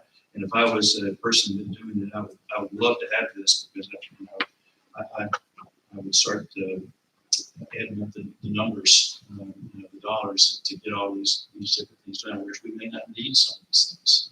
So we could use these as questions and answers when we question people, but we're probably going to interview some of these respondents and use these as questions about these different topics. Steve. Au contraire. These are really just basic things that a public relations specialist does. There's nothing here that's out of the ordinary. And I think that this, at a minimum, is what our expectation should be. For too long, we kind of coasted, and what was, so no sense in crying over spilt milk. But going forward, we need to avoid the past pitfalls. And we need to understand that within the city, excuse me for tooting our collective horn, as great a job as we do, there are some people that really don't like us and would like nothing better than to see the greater Boca Raton Beach and Park District go away. Of course, not the money that we collect go away, just the board. Well, that's true too. So I think we really need to spell out what the expectation is. What, like I said, there's nothing here that's new or revolutionary. We're asking somebody to think out of the box. They can come to us now with specifics, right? How are they going to accomplish these things? What ideas do they have? What media contacts do they have? These are all important parts of getting our message across. I've kind of grown tired of reading Randy Schultz's column and find only the city's point of view in that column. And he's gotten a lot better at it. I've prodded him a little bit.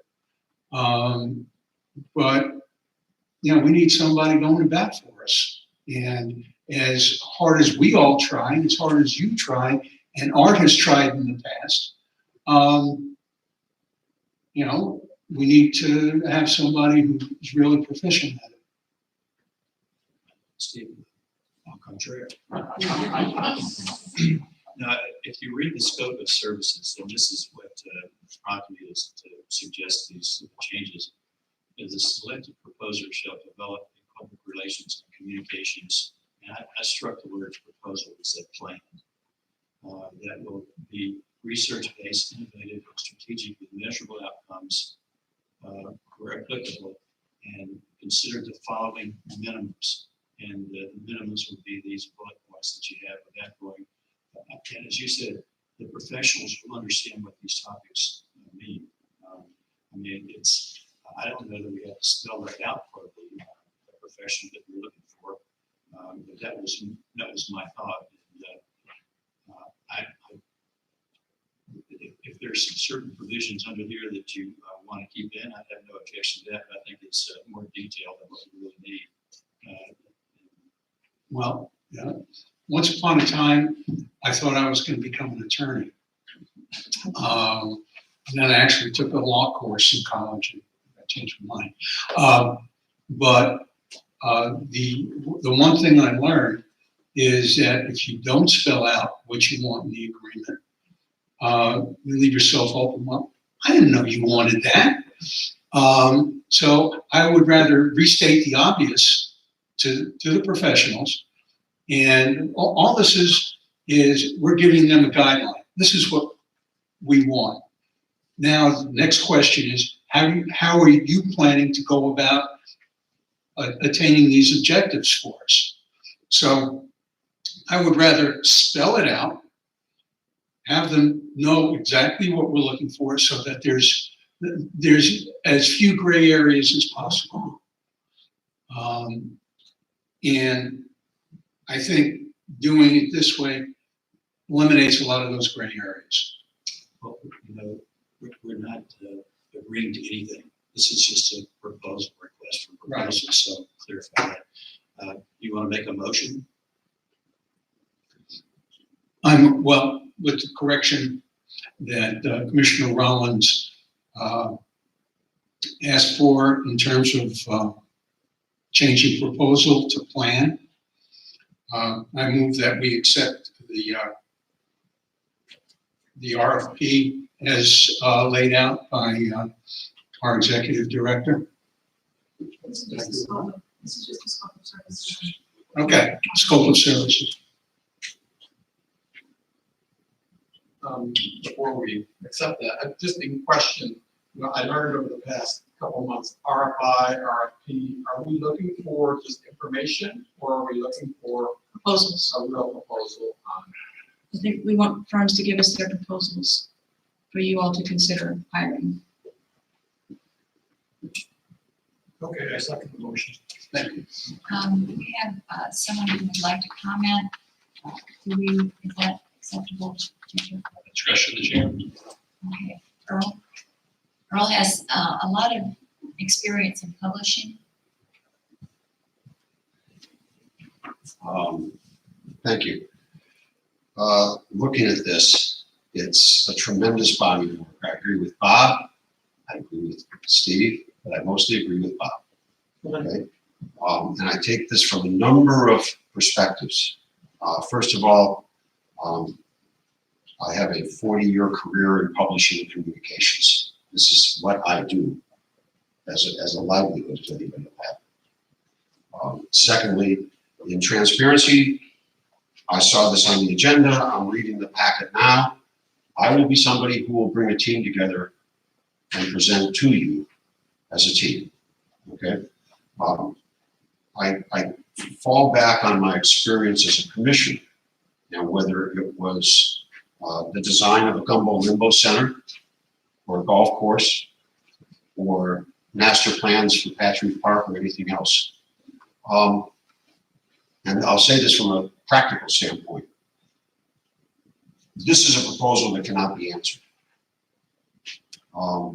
Before you start anything, in all of our proposals, we look for the consultant that has the best confidence by the board as to who can deliver, whether it was a golf course design or a park design or a Gumbo Limbo design. There are, if not tens, perhaps hundreds of hours of work that go into a good design, including a communications plan. And you cannot expect somebody or any firm to provide you with all of those ideas for free. It's just as simple as that. Everything that's in here, Steve, are very obvious. This is what anybody who's a professional should be knowledgeable of. Absolutely. They're all the tools in the toolbox. Every bullet point that Brianne came up with, every tool in the toolbox is there. You may not need every tool in the toolbox. What you need is to have a design coming up, number one, by a team that you have confidence as your best design team. And then if you like the plan that they propose, you would expect them to flesh that out. Because if you were to come to a company for a golf course design, you will pick your best designer as you went through months. You're not going to have to go through months for this, okay? And you pick your best designer out of however many you provide. You negotiate with the one that gets the most number of points on the chalkboard, like we always did, okay? And presuming that can come back to the district with a recommendation for approval, that will have a price tag to it. And that price tag will be for constructing a plan, for them gathering their intellectual property, their ideas, their expertise on a piece of paper. And that piece of paper will involve a whole range of things. And they may come back and say, you need a lot of social media, but you don't need any print, but you need a lot of email, and you don't need any radio. You know, those are all on here, but you got to pick and choose based on what the needs of the district will be. So I think that presenting this as I'm looking here, we're talking about the first plan, coordinate, administrate. Okay, you're not ready to coordinate and administrate. You don't know what you're coordinating and administrating. You need a plan. Okay, and I would suggest going along with what Bob said. Go to the bold points. Go to the bold points. Okay, don't put any minimum hour requirements on it, because somebody could end up billing you for hours that you don't need simply because it's in there. All right. My thought is that if somebody looked at this and said, boy, this is a sky is the limit budget. They're a government entity. And you'll get a lot of $1 million proposals, literally, that'll come out from this. Take it one step at a time. Go incremental. Come up with a plan, whether it's the group that I bring in or whoever presents you, the team that comes before you as your usual process. Follow the usual process, but understand that this is for not architectural drawings, communications drawings, because everything that you want, that your concerns are, have to be covered. Fair enough? Well, I'm not quite as experienced as you. I only have 30 years in the field. You're a kid brother. Yeah. Well, I have to be a good 10, 15, 20 years younger than you. But it's just been my experience that I'd rather lead somebody around by the nose and spell it out for them. That's been my experience. I can't tell you how many times, you mean you really wanted this? And And to your point about sky is the limit, sitting on this board, I've seen proposals that are basically sky is the limit for the same reason that you mentioned, and we're gonna get them. I expect it, but that doesn't mean that we have to accept it. We have to accept what we deem as the biggest bang for our buck. Steve, you're putting the cart before the horse. When you have a plan, then you make sure that everything that needs to be in that plan is spelled out, because you're gonna go out for a proposal for the plan.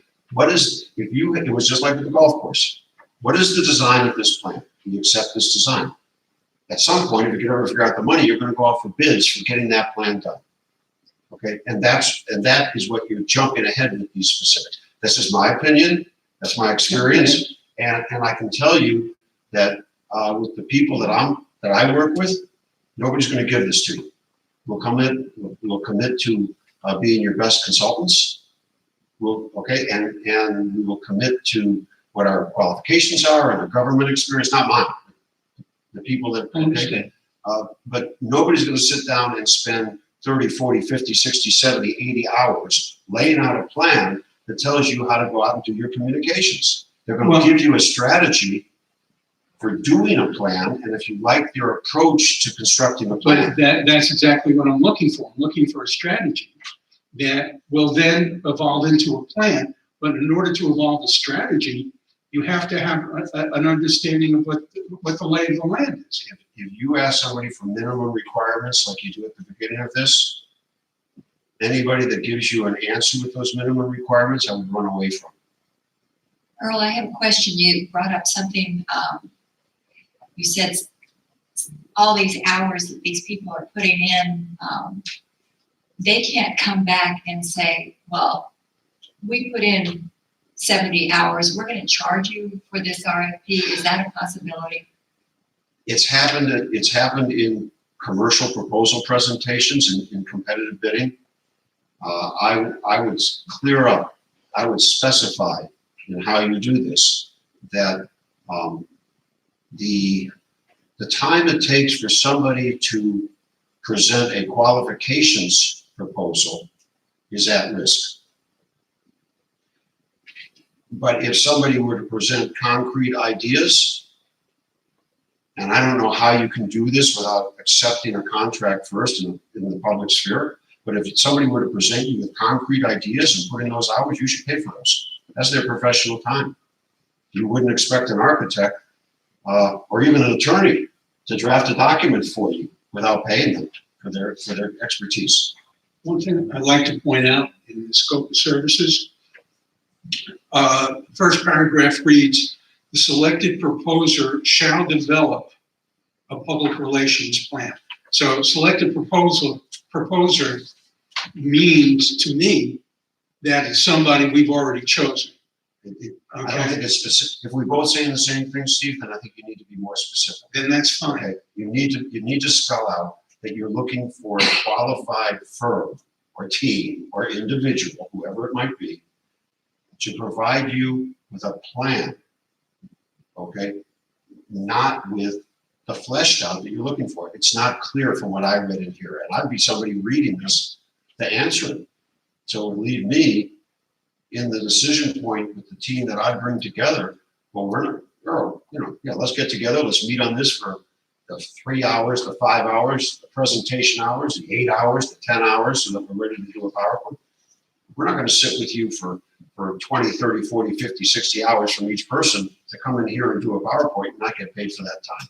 That's where the problem is. Okay, then maybe we need to make that a little clearer, because what I'm reading is maybe we should read, once selected, the proposer shall develop a plan, et cetera, et cetera, et cetera. So we're not saying that the person needs to develop the plan prior to coming in. That's exactly right. But and when you do that, okay, I think you're much closer to the mark, Steve. You're Okay, much I'm closer to fine the with mark. that. I would still, I would take out, I would not dictate to them how many hours that plan would be, and I would not dictate to them that the plan that we want you to develop follows these minimum requirements. I would say we would expect these things to be considered in your plan, but their expertise might have some reason to say, I've interviewed everybody on the board, I've interviewed staff, and where I see you going, because some of this stuff could take 2 to 3 years to develop, Steve. There's foundational work that you're gonna need to achieve the independence of voice that you wanna have for the district.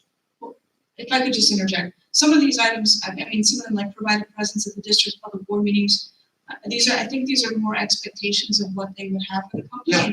We could redefine that to say, we're not asking for a plan, but these are the expectations and show us what you've done in the past that kind of represents this model. Or we can summarize each of these, highlight So- these bulleted. What we can say is, with the following expectations, Yeah, and all right? And then go on and list them. But I hesitate to say, well, we're looking for a public relations firm to work for a government agency, and we expect that you're gonna do everything that a public relation firm does. Because I could talk to 5 different public relations firms who might bid on this job and get 5 completely different definitions of what their expectation, what they think is expected of them. When you spoke to the golf course designers, didn't you get 16 or 18 different presentations of what they bring to the table? And when you negotiated your final designer, it's because you felt that they could give you the best mix of ideas. I think we're on the same point, Steve. I think what you need to do, as Brianne said, don't tie anybody's hands. Don't seek advice from an attorney and tell them what you want that outcome to be. Don't seek an advice from an architect and tell them what you want that outcome to be. Seek the advice from a qualified expert that will then give their best recommendation as to what they think the path is that you should follow. Now, when you go through that design, just as you did with the golf course design, you may hear some public input, you may have your own input, you may want to move the clubhouse off of Clintmore because of traffic. Those are things that you need to get into in massaging what that design is going to be. But if you're seeking to have, I think what you really want to make clear is that you want to have an independent official voice of the district. Okay, and how you go about that is the same as you would want an independent official legal voice of the district. Just be careful when you do this, that you don't tie the hands, that you make it expectations rather than requirements, that you make it, don't dictate the hours, but certainly some of the things like Brianne said, if you want people at your meetings, well, that might be an hourly rate. But if you want certain services that they come back to you with, that could be a monthly retainer for 12 months, so you have a budget for that 12 months. So just don't tie, that's the only reason I want to say anything. You're tying up your own options by being overly specific in what you expect that design to be for you. I understand where you're coming from. I just don't think we're being overly specific. And I'm fine with the following expectations instead of minimum requirements. I'm fine with taking out an hourly minimum. And I would say, what are your qualifications in each of these areas? And not one by one by one by one, but are you able in your presentation to speak to your qualifications that have done these types of things and these types of things and these types of things? And you'll find out pretty quickly which teams have done some of these or most of them or none of them, because each of them is going to answer based on what they have done. And I understand, and that's why I want to include this. So we have an idea of, well, what have you done? Have you evolved a public relations strategy, and for whom? You don't have to give us the details, but say, okay, we did this for the Deerfield Beach, Beach Park. Right. Okay, we have a motion on the floor. No, I appreciate the time, but you're asking what I would critique in this, and that's, you're being too specific. Even what have you done for the last 5 years? What have you done that gains you the expertise to get to this point? Leave the rules of the people have to win the competition in your hearts and minds. Thank you, Earl. Thank you. Appreciate it very much. All right, Steve, you have a motion. I'd like to call the question unless you want to withdraw your motion and change it. If I could, I'd like to amend the motion to change minimum requirements to expectation and to delete the minimum hourly requirement. Would you leave in the, for instance, communication, public relations, you leave 3.3.1 and 3.3.8 in the body of the RFP? Yeah. I mean, if we want, I could try to summarize it in paragraph form under each. You need a resolution, you just want to keep working through this and come back to the next meeting. I just need some direction as far as how you want it laid out. If the objective, what I'm hearing, is to bring this item back for the final consideration of the next meeting, based on this discussion, if Brianne believes she has enough to revise the document and bring it back, I think we can work on that consensus, as opposed to a formal motion to approve, which will come at final adoption of the item. I'm fine with that, yeah. And again, to the extent when that comes back, if there are additional changes the board wants after seeing this for a second draft, after Brianne brings it back, there's always the opportunity to provide additional input. So Steve, I think you need to withdraw the motion. We'll amend. I'm withdrawing the motion subject to further clarification by Ms. Holmes. Do I hear a second? Second. All in favor of withdrawing the motion, please say aye. Aye. Opposed, like sign. Okay, Brianne, you have your direction. I just need some clarification still. I'm just taking out the minimum hourly requirement, changing this to minimum requirement to expectation, and leaving the rest of these as bullet points. We're not summarizing anything. We are summarizing, okay. Right, are you good with that? I'm fine with it. I think we should just collect some feedback from Bob and Steve, and then make it a nice melting pot. There's my bad. One call Earl do that too. He might be better. No. I gave my transparency, so however you present it is how we're going to respond to it. Okay. It's okay. Next meeting. Got it. Okay, thank you. Okay, page 13, the approval of payroll and invoices. Mr. Ernst. I would like to make a motion for the acceptance of payroll and invoices for a total amount of $1,775,756.47. Second. Discussion? All in favor of accepting the invoices, please say aye. Aye. Opposed, like sign. Motion passes, Joanne. Okay, moving right along. Reports from the interim executive director, Ms. Harms. Commissioners, well, now it's working, I don't know. At our last meeting, we discussed a ribbon cutting for Patch Reef on August 24th, and I think I had a false start there, jumped off sides, however you want to say it, so it's neat with the fields. But I spoke with our special events staff, and I think we could use a few extra weeks, and we'll wait till the third field is done. We'd like to do that ribbon cutting on September 14th in the morning, if possible. Can I get a listing of special event staff, please? It's you. From 2 to 3 were special events. So we'll change that date. Today I got a first look, and I sent everybody a link to the new Sugar Sand Park website, which will encompass the exploring and the Willow Theater. It'll be mobile friendly. It's going to be AA compliant with ADA requirements. A few meetings ago, we talked about going from 6 websites to 3 websites. The Sugar Sand Park site will hopefully be live on August 29th and open for public consumption. We'll be redirecting people who used to go to the Willow Theater site or the exploring site independently. Those sites will be redirected to the Sugar Sand Park site.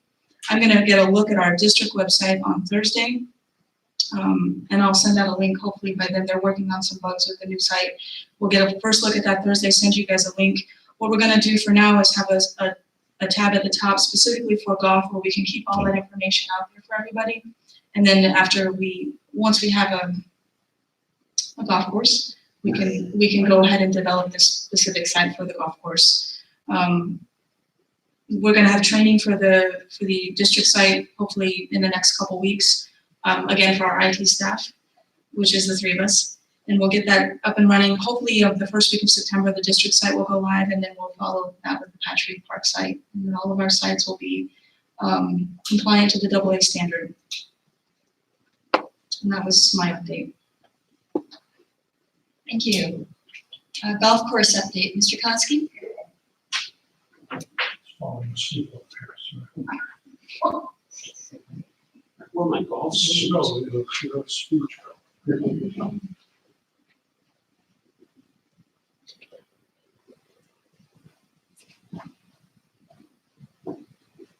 Thank you, Madam Chairman.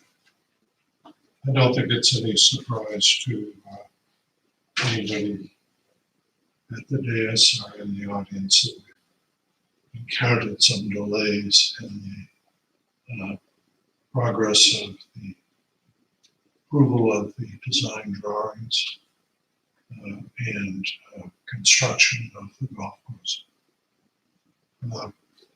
It appears from either attending or watching all of the city council commentary on the golf course itself that the primary objection that they have has to do with the cost of the new facility. Although we haven't heard anybody say they approved the plans, it does appear that it has to do more with the financing of the improvement rather than the plans themselves.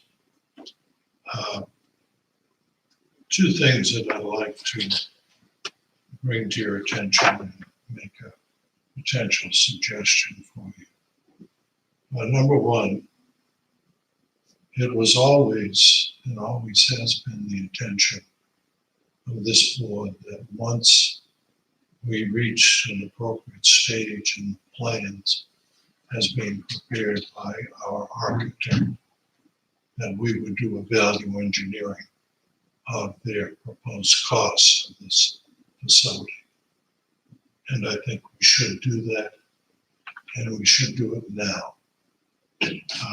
Secondly, I think we've all seen this request for information is put up by the city of Boca Raton, looking for answers to whether other professional golf course design or design build firms can reply in the affirmative as to whether a golf course can be designed 2 9-hole courses and constructed for under $8 million. Now, I suggest to you that everybody who is going to reply to this RFI is going to answer that in the affirmative.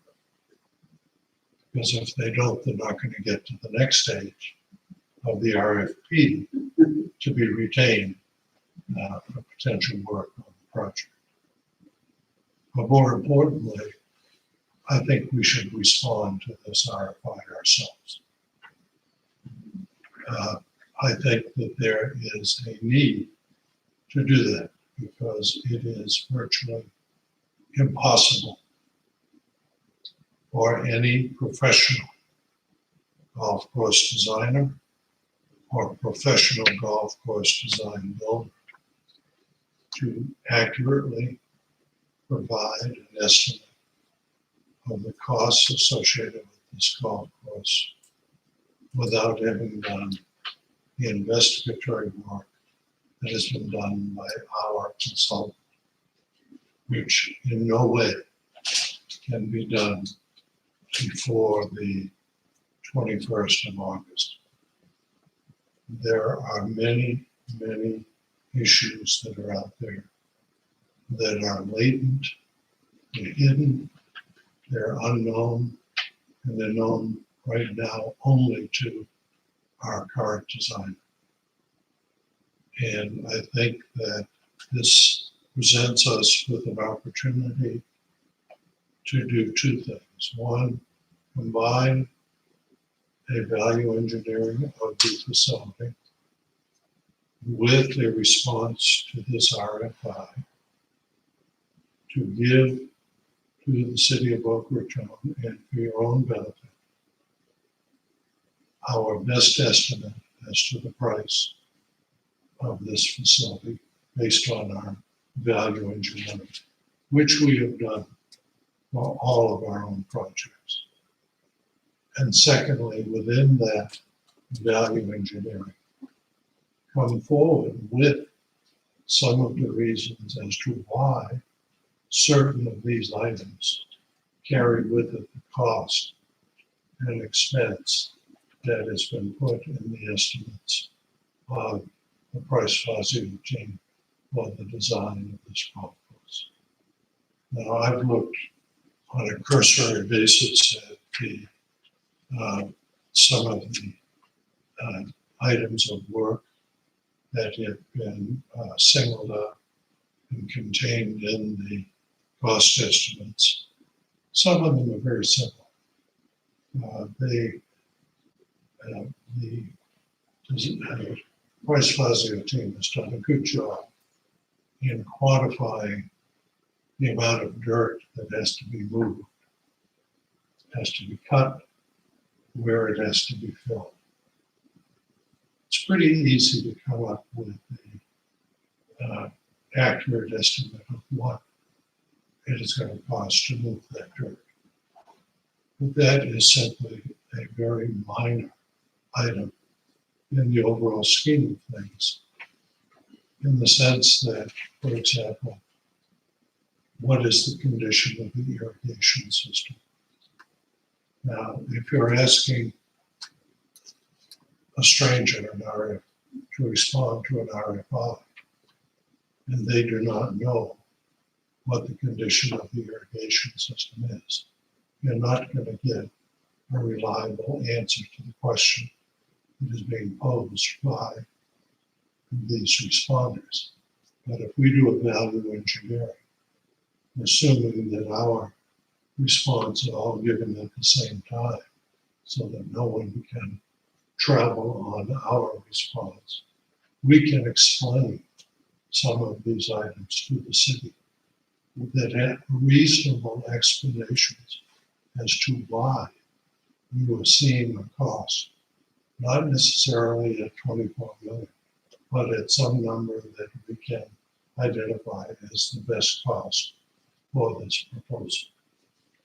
It is not uncommon to do value engineering, and it is not uncommon for value engineering to save a great deal of money in the construction or estimating of the project. It is, having been in the consulting business for 40 odd years, I can tell you as a consultant, you would rather give your client an estimate that is higher so that the actual bid comes in lower, rather than you giving a lower estimate and the bid coming in higher. And I'd like to see us get into the numbers of the Price Fazio team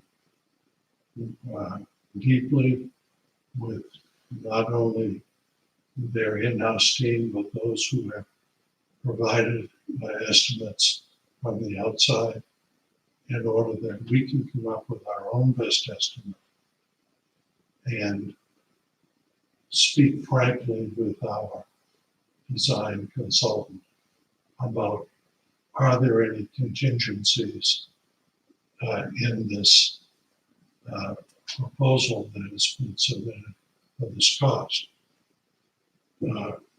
After all of these years, I still don't know what the hell the term contingency means.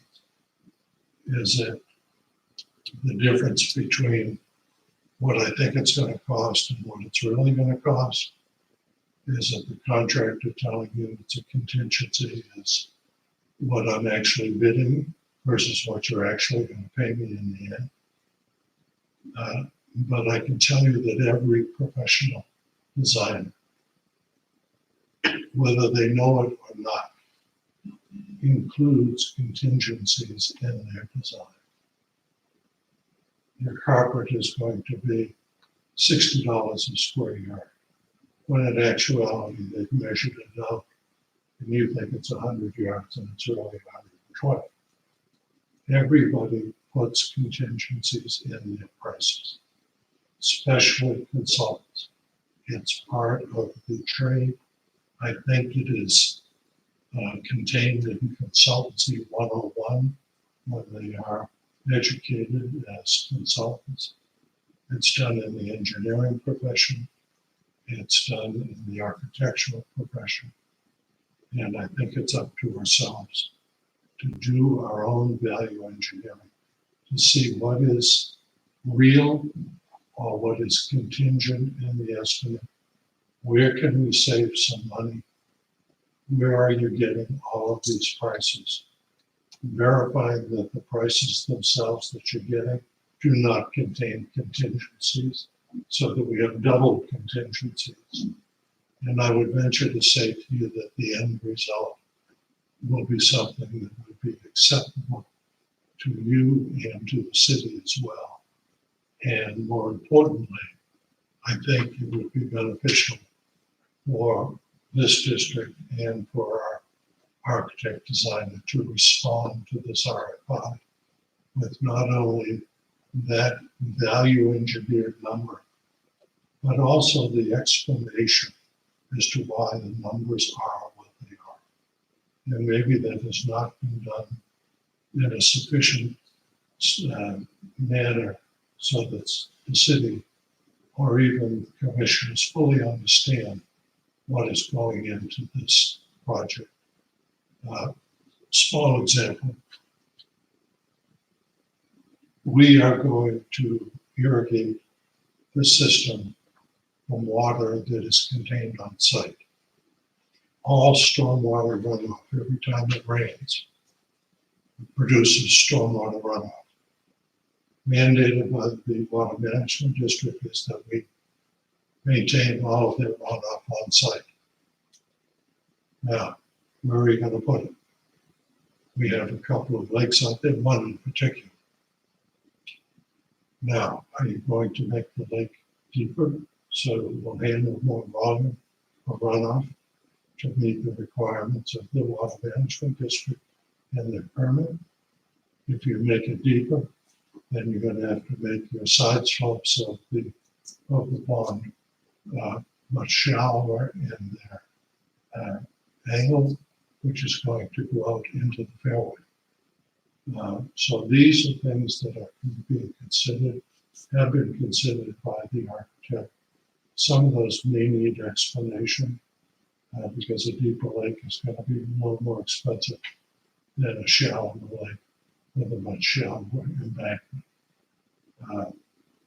What is the condition of the potable water supply on the site? You're not going to know that unless you go out and investigate. What's the condition of the sewer lines? Are they there? Where are they? If you connect to the nearest sewer line, where is it going? Is it ultimately going to find its way into the wastewater treatment plant, or is it being dumped into some canal? What's the effect of that? I am pleased, however, to note that at least one city council member has, I think I interpreted it correctly, although I'm somewhat biased, but I think they have finally realized that a tunnel under Second Avenue is a very necessary safety feature for this golf course. Now, other issues such as the maintenance building, pavement work, all of the underground infrastructure, all of the meeting of the permits, conditions placed upon the design of by those permits, all need to be evaluated, be explained, and we need to get into the number and we need to sit down and say, okay, Wayne, you've got X number of dollars here for a maintenance building. you got a quote from someone else, so it's not your estimate. How many quotes did you get to your estimate? Did you get 3 quotes? Did you get 5? Did you have direct discussions with the vendor? Is there a different type of product that you can use rather than a Butler building that is being anticipated to be used for the maintenance building? Can you use a little modular construction to save costs on all of this?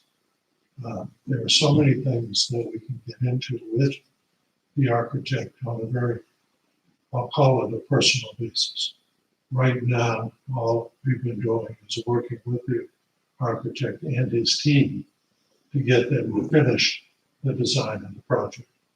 But I think it's time to start, since there's a 22nd, of August deadline for a reply to this RFI, for us to finish our value engineering and to make a reply to the city on this RFI with our position. And that is my recommendation to you. Commissioners, do you have any questions for Mr. Kosky? You know, Art, I think the timing, I've been looking forward, we talked about it, RFP, or value engineering rather, but we weren't at the point where we could because we hadn't got final approval on the site plan. There hasn't been any significant criticism of the plan that we presented by Price Fazio. It's been, I think we've all noticed, in the financial aspect of the project. I would like to have had the value engineering done already. Would probably have circumvented the need to do an RFI. And we told the city we were going to do the value engineering all along. And I would certainly support getting the value engineering done. I had not thought about, issuing a response to the city's RFI, but why not? It's open to anyone, and certainly it gives us an opportunity to explain our costs. Exactly. So I would think that both of those are probably good suggestions. And if the And Mr. Chairman, members, I'd be happy to perform both of those services for you. I won't charge you anything more to do it. I want to see this project done. I want to see it done right. I don't think anybody has done anything wrong up to this particular point, but I think we can present to the city something that will be beneficial and help them fully understand where we are, and help you fully understand whether we need a millage rate as we proposed come in September, or if we do, maybe it can be a little less if we can bring that price down $2, $3, $4, $5, $6 million. Do I hear a motion to direct Mr. Kosky to do the value engineering and prepare an RFI? Absolutely. Here, the first question, I don't know what the letter is that they sent out. The first question I would have is, are we qualified by the definition to apply? Does anyone qualify?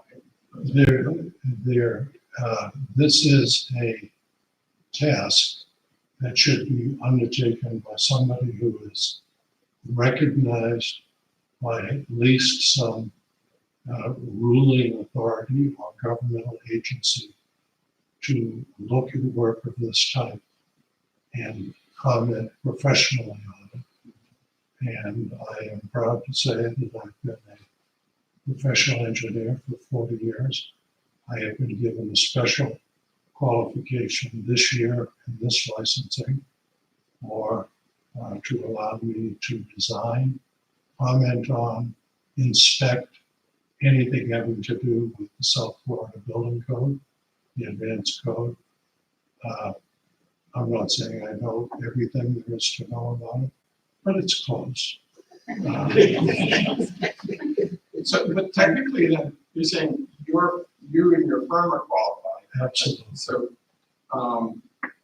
I just don't know what the preamble is for the city's RFI program. So Well, is Fazio going to, Price Fazio, they should definitely. No, I wouldn't if I were Price Fazio. I think we should be the one replying, and they can reply through us. Okay, so So the city's RFI says, the city of Boca Raton is seeking information from professional golf course design and golf course design build firms. Now, Price Fazio has a team. They've got an engineer who's doing all of their drainage calculations, working on the irrigation system. They've got a planner to locate facilities throughout the site. They've got an architect on board for location of some of these other items that are identified. They're talking here about irrigation systems, maintenance facilities, golf course storage facilities. These are all items that require not one firm, but a team to come up with the appropriate design in response to this RFI. We have a team in place. Let's get to them. Let's get on their back. Let's find out exactly where these numbers are coming from. Let's see how much room there is in there, how much movement we can get, looking at some alternatives that could save us some money, and I know there are some. Give you a good example. I think in the cost estimate submitted by Price Fazio, there was a $2 million for equipment. Well, the city has $2 million worth of equipment sitting in there. Maintenance facility. All right, can we get any of that? There's a $2 million savings, or is the city going to sell all of that at a Ritchie Brothers auction or something of that nature and keep the money? I don't know, but these are things that can be looked at. And also looking a little more at the issue of sustainability versus existing kinds of grasses. Paspalum grass that is being proposed versus a Bermuda that you customarily see on golf courses. Why the selection of Paspalum, other than the board said there'd be something that they would like?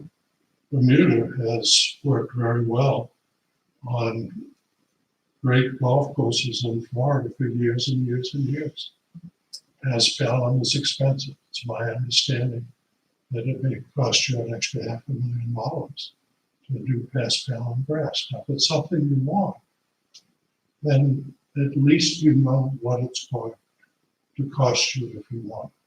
But that quote sustainability, which is next to my definition of contingency, I don't know which one is worse, but if you want that quote sustainability, is it worth that $500,000 price tag? Also, another thing is, are there any of these items that are on the bid sheet, the estimate, that have been presented, and I have over my desk over there some Gantt charts in which we're going to start plotting where we are on the design, and then we'll start plotting where we are on construction.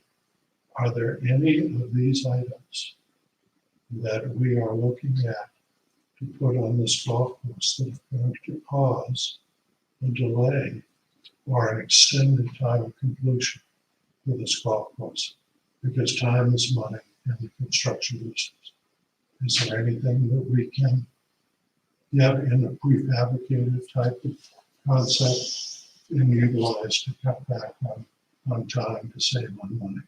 So here's a thought. I mean, I don't disagree with the idea of value engineering everything, looking at it from beginning to end. what is the overall cost? I think that's logical, it makes sense. My question would be is, are you sure you want to participate in the city's RFI process to show it? I think you already have the trump card at the end to say, look, yes, someone should give them the value engineering price. They're gonna go out and get all these things. Is it going to muddy their? I want money. I want them to see what somebody else is giving for a price. And what we're saying, this is our price and this is why it is. And I want the city to be evaluating everything that's coming in to this RFI on an equal and even-handed basis, and not just get our proposal, our value engineering, our comments, which would make it seem like we're not agreeing with the numbers that they're getting. I don't want to be an adversary to what they're going to get. I want to be a standalone to show them that what you've done has been the right thing. So what you would respond with, you would give direction to price policy to say, it'd be 2 9-hole courses. No, I'm gonna start from the beginning. Why is item A costing me this? What are we doing? Is there another way of doing it? Where did you get your price? How did you get it? Did you get it from another consultant? Did you get it from past experience? Did you get it from contract? I'm not doubting the value engineering part. I'm all in on that part. Okay. What I'm saying is what's gonna go to the city, they're gonna get back, we got 17, maybe they get 25. Fine, yeah. And they're asked for very specifically 2 9-hole courses done for less than $8 million. Is that what we're going to give them, or are we gonna give them Now, we're gonna give what it really costs, and we're gonna show them why. for The 18 response. holes plus everything else, or just that? No, I'm gonna tell them what it's gonna cost for everything. It'll be broken down in such a fashion that the second grader could pull out items 5 and 6 and say what each 9-hole is gonna cost. But what I don't want to have happen is inaccurate information given to the city by responders to this RFI who have not done the appropriate investigation of everything that is out there. It's 215 acres of ground that are out there. There was contaminated soil out there. What are they gonna do with that? There were buildings, for example, we have torn down 2 buildings. So there's a credit right along as to what the demolition costs would have been. We've already paid for that. Are the new proposers, or responders, let's put it. They're not first responders, probably 6 responders. But are these responders fully aware that this particular line item is where it is because of this reason? And I want all of that spelled out in the response that we give to the city to this request for information. We're going in as a team, then, the district and Price Fazio is what you're saying, not just Price Fazio. That is correct. And Craig, have you seen the RFI? Is there, okay, they're asking for, a driving range. This is all on the west side, a driving range, maintenance, temporary pro shop like they have out at Osprey, and the 18 holes, the pump house, everything over there, so. They want stormwater drainage. You cannot give an estimate as to what stormwater drainage is going to cost until you do the drainage calculations, which we haven't even completed at this point, and which will not be complete for another 2 to 3 weeks. We met with the engineer this past week, to discuss drainage calculations. It's not a simple task.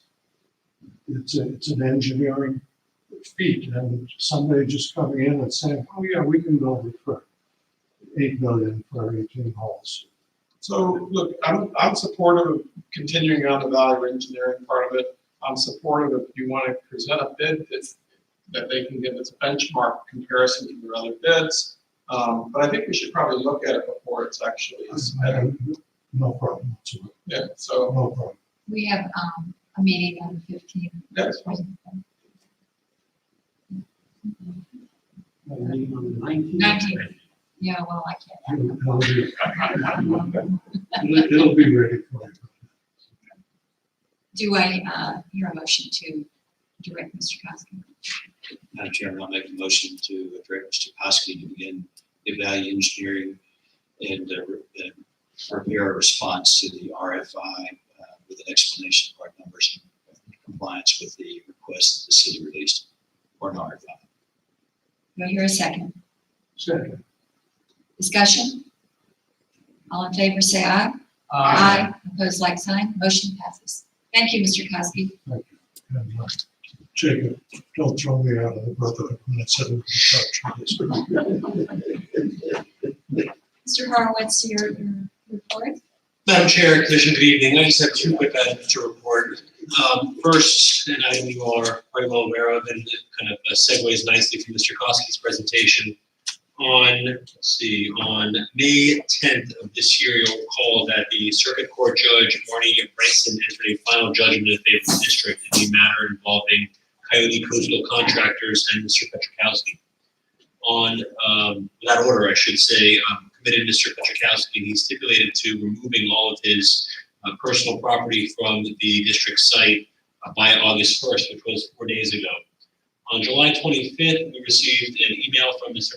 Petrikowski's counsel advising that given some of the weather conditions, the heat and the rain at the site was delaying his effort to remove everything. He asked for a 2-week extension to complete the task.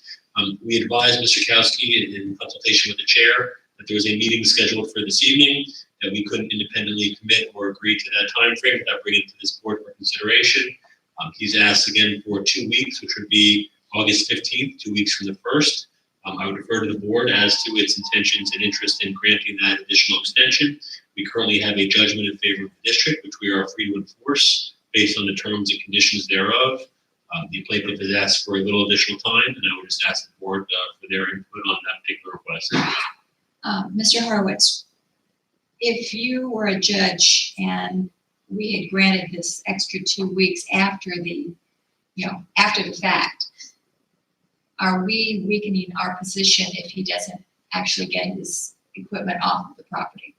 No, and I only offer that because we have an enforceable order that allows the district to go in today without notice to Mr. Petrikowski and begin the process of physically removing everything that's there. There's nothing that suggests that we're compelled to grant him additional time.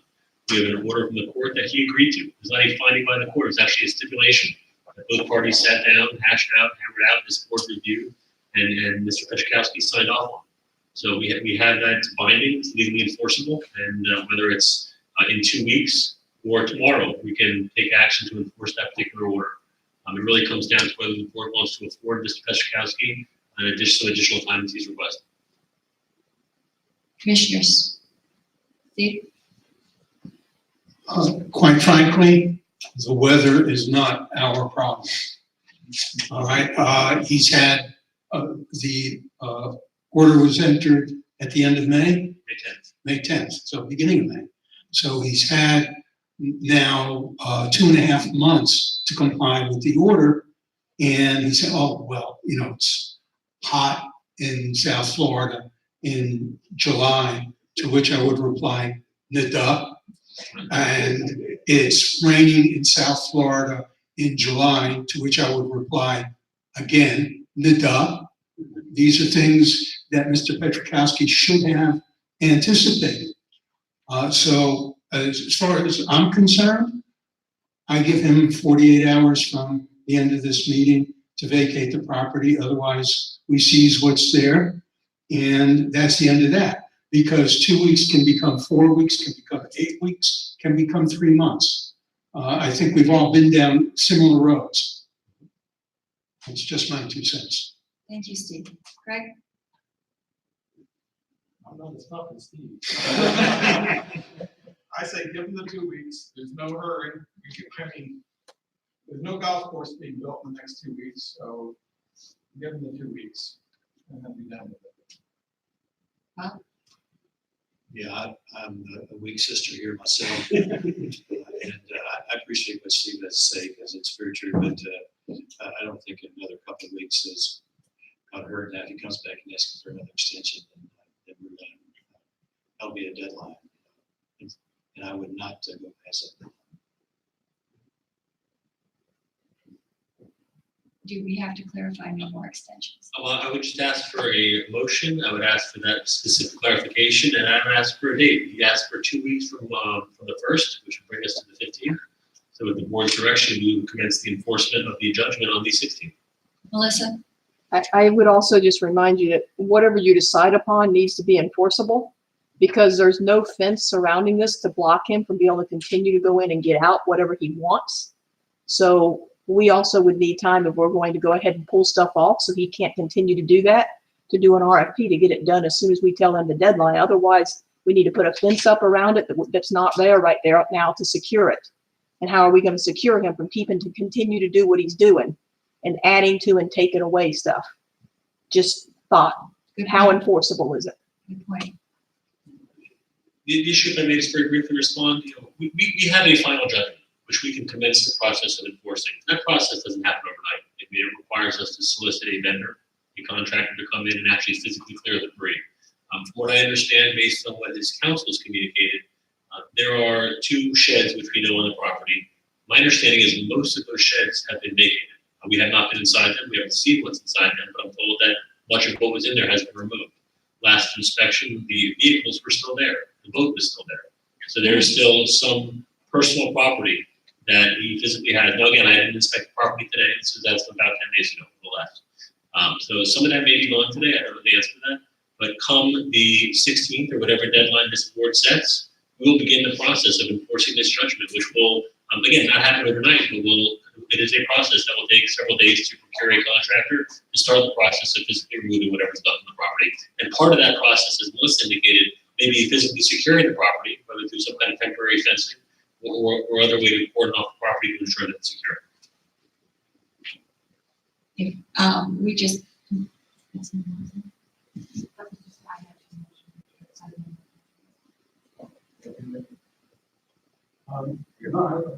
I'll make a motion. I'll make a motion that extend the access for Mr. Petrikowski until August 15th, and then enforce our judgment order beginning the 16th. With no more extensions. With no more extensions. Second. I'd sure like to have that vote. What kind of car does he have? As I recall, there were a couple of trucks out there, but I'm not a car person, so I can't tell you what kind. Any more discussion, commissioners? All in favor of Mr. Ernst's motion, please say aye. Aye. Opposed, like sign. Thank you very much, Madam Chair, Commissioner. I just have one more quick item. You'll recall that the board had requested a Sunshine Law Public Records presentation from our office, and we have that currently scheduled for the 19th, this board's next meeting. I know it's been rescheduled a couple times before, but I have a point of personal privilege on behalf of Sam and I. We both want to be here for that presentation. It's something we've done in tandem quite a number of times in the past. Unfortunately, we have a conflict on the 19th, and one of us can't make it. Sam will be here, but we'd like, with the board's consideration, if we can push that back to the September meeting, we'll look at dates and continue to coordinate. I know it's something the board is eagerly waiting for. We're happy to keep looking for an appropriate date that would accommodate everybody. That would be September 3rd. Whatever the date is, yes, we'd be happy to Day coordinate. We'd be happy to look at that. Is that all right with the commissioners? So we'll go ahead and coordinate for September. So thank you very much. Thank you, Jimmy. Commissioners. Steve. Just a quick question to council. Wow. The review of our interlocal agreements with the city. So it's a good question. I do have an update for you. We're in the process of preparing a matrix which outlines all of our existing interlocal agreements. I've actually shared a draft with Ms. Harms and our board chair just as a preliminary format. What it essentially does is that we've identified 4 columns: the park, the term, the initial term, a termination provision, if any, and a general statement as to the district's obligation. We're going through that. There are a couple open-ended issues we're still looking at, but we hope to have something presented for you all to consider by the 19th. Thank you. Right? Madam Chair, I noticed in the pack there's a package of stuff. There's the healthcare for district staff. Do you need action on that at all, or? No, we put that in your folders to review because we are gonna put that on the agenda for the next meeting. The renewal is coming up, so we wanted everybody to take an opportunity to read through it. I mean, the renewal, just in what I saw, is very reasonable relative to everything else. My one question would be is, would you want to consider a health savings account structure? And the other question is, and that seems to be the common thing that people are going to do, it's like a block of money. Right, right. It's actually good for the employee because you get that, you can hang on to that money and it accumulates over time. It depends on the usage. But the other thing is it's United Healthcare, and I know that Oakland Regional is always alternatives for employees. I don't know if they resolved their issue with United Healthcare. I don't know if they did. I think we're all pretty happy with it right now. Okay, good. Well, I'll tell you, this is not an unusual issue with the Buckeye Hospital and the health carriers. Every time their contracts come up, they have these issues, and United is, but there are other facilities, and I was reading about some of the issues there. You can still go to the doctors, even though the doctors are affiliated with the hospital. You just may have to temporarily go to West Oakland Medical or January. Yeah, right. But I think, to Greg's point, United Healthcare is a good company in the health savings plans. We offer that as one of our dual options at my company, and it seems to work very well, particularly if you're young and healthy like you guys are. It's a nice way to save money, and you get it's a pre-tax savings that you put in there. So it reduces your taxable income by the amount that you put into there, and you can use that for your deductibles and co-pays. Anything else? Huh? I'm good. We just want to wish you a happy birthday on the 9th.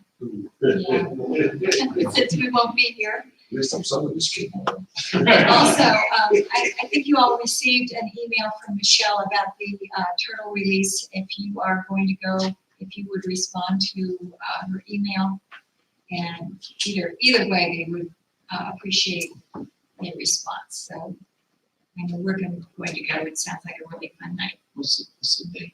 I think it's the 16th. You know, Leanne? It's Friday.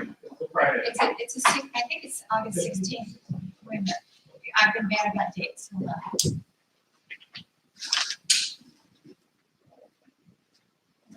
It's the 16th. Oh, wow. It's a Friday night. Thank you. And it's over at the Boca Resort. They're gonna, at the beach club, so they're gonna release the turtle there right by the inlet. Okay. Any future agenda items? Got the RFP for communication and the healthcare plan. And also Mr. Koski's RFI. You're going to cover the budget or not? That's the budget meeting for the August 25th. I mean, we could talk about the budget of the 8/19 meeting. Only if there's a component of it. Who wants to talk about? We'll put that on there as a Why topic. don't you want to put that on there just in case? Break it up in parts. Yeah, okay. Anything else? Move to adjourn. Second. All in favor, say aye. Aye. Meeting adjourned. Let's go to the next one.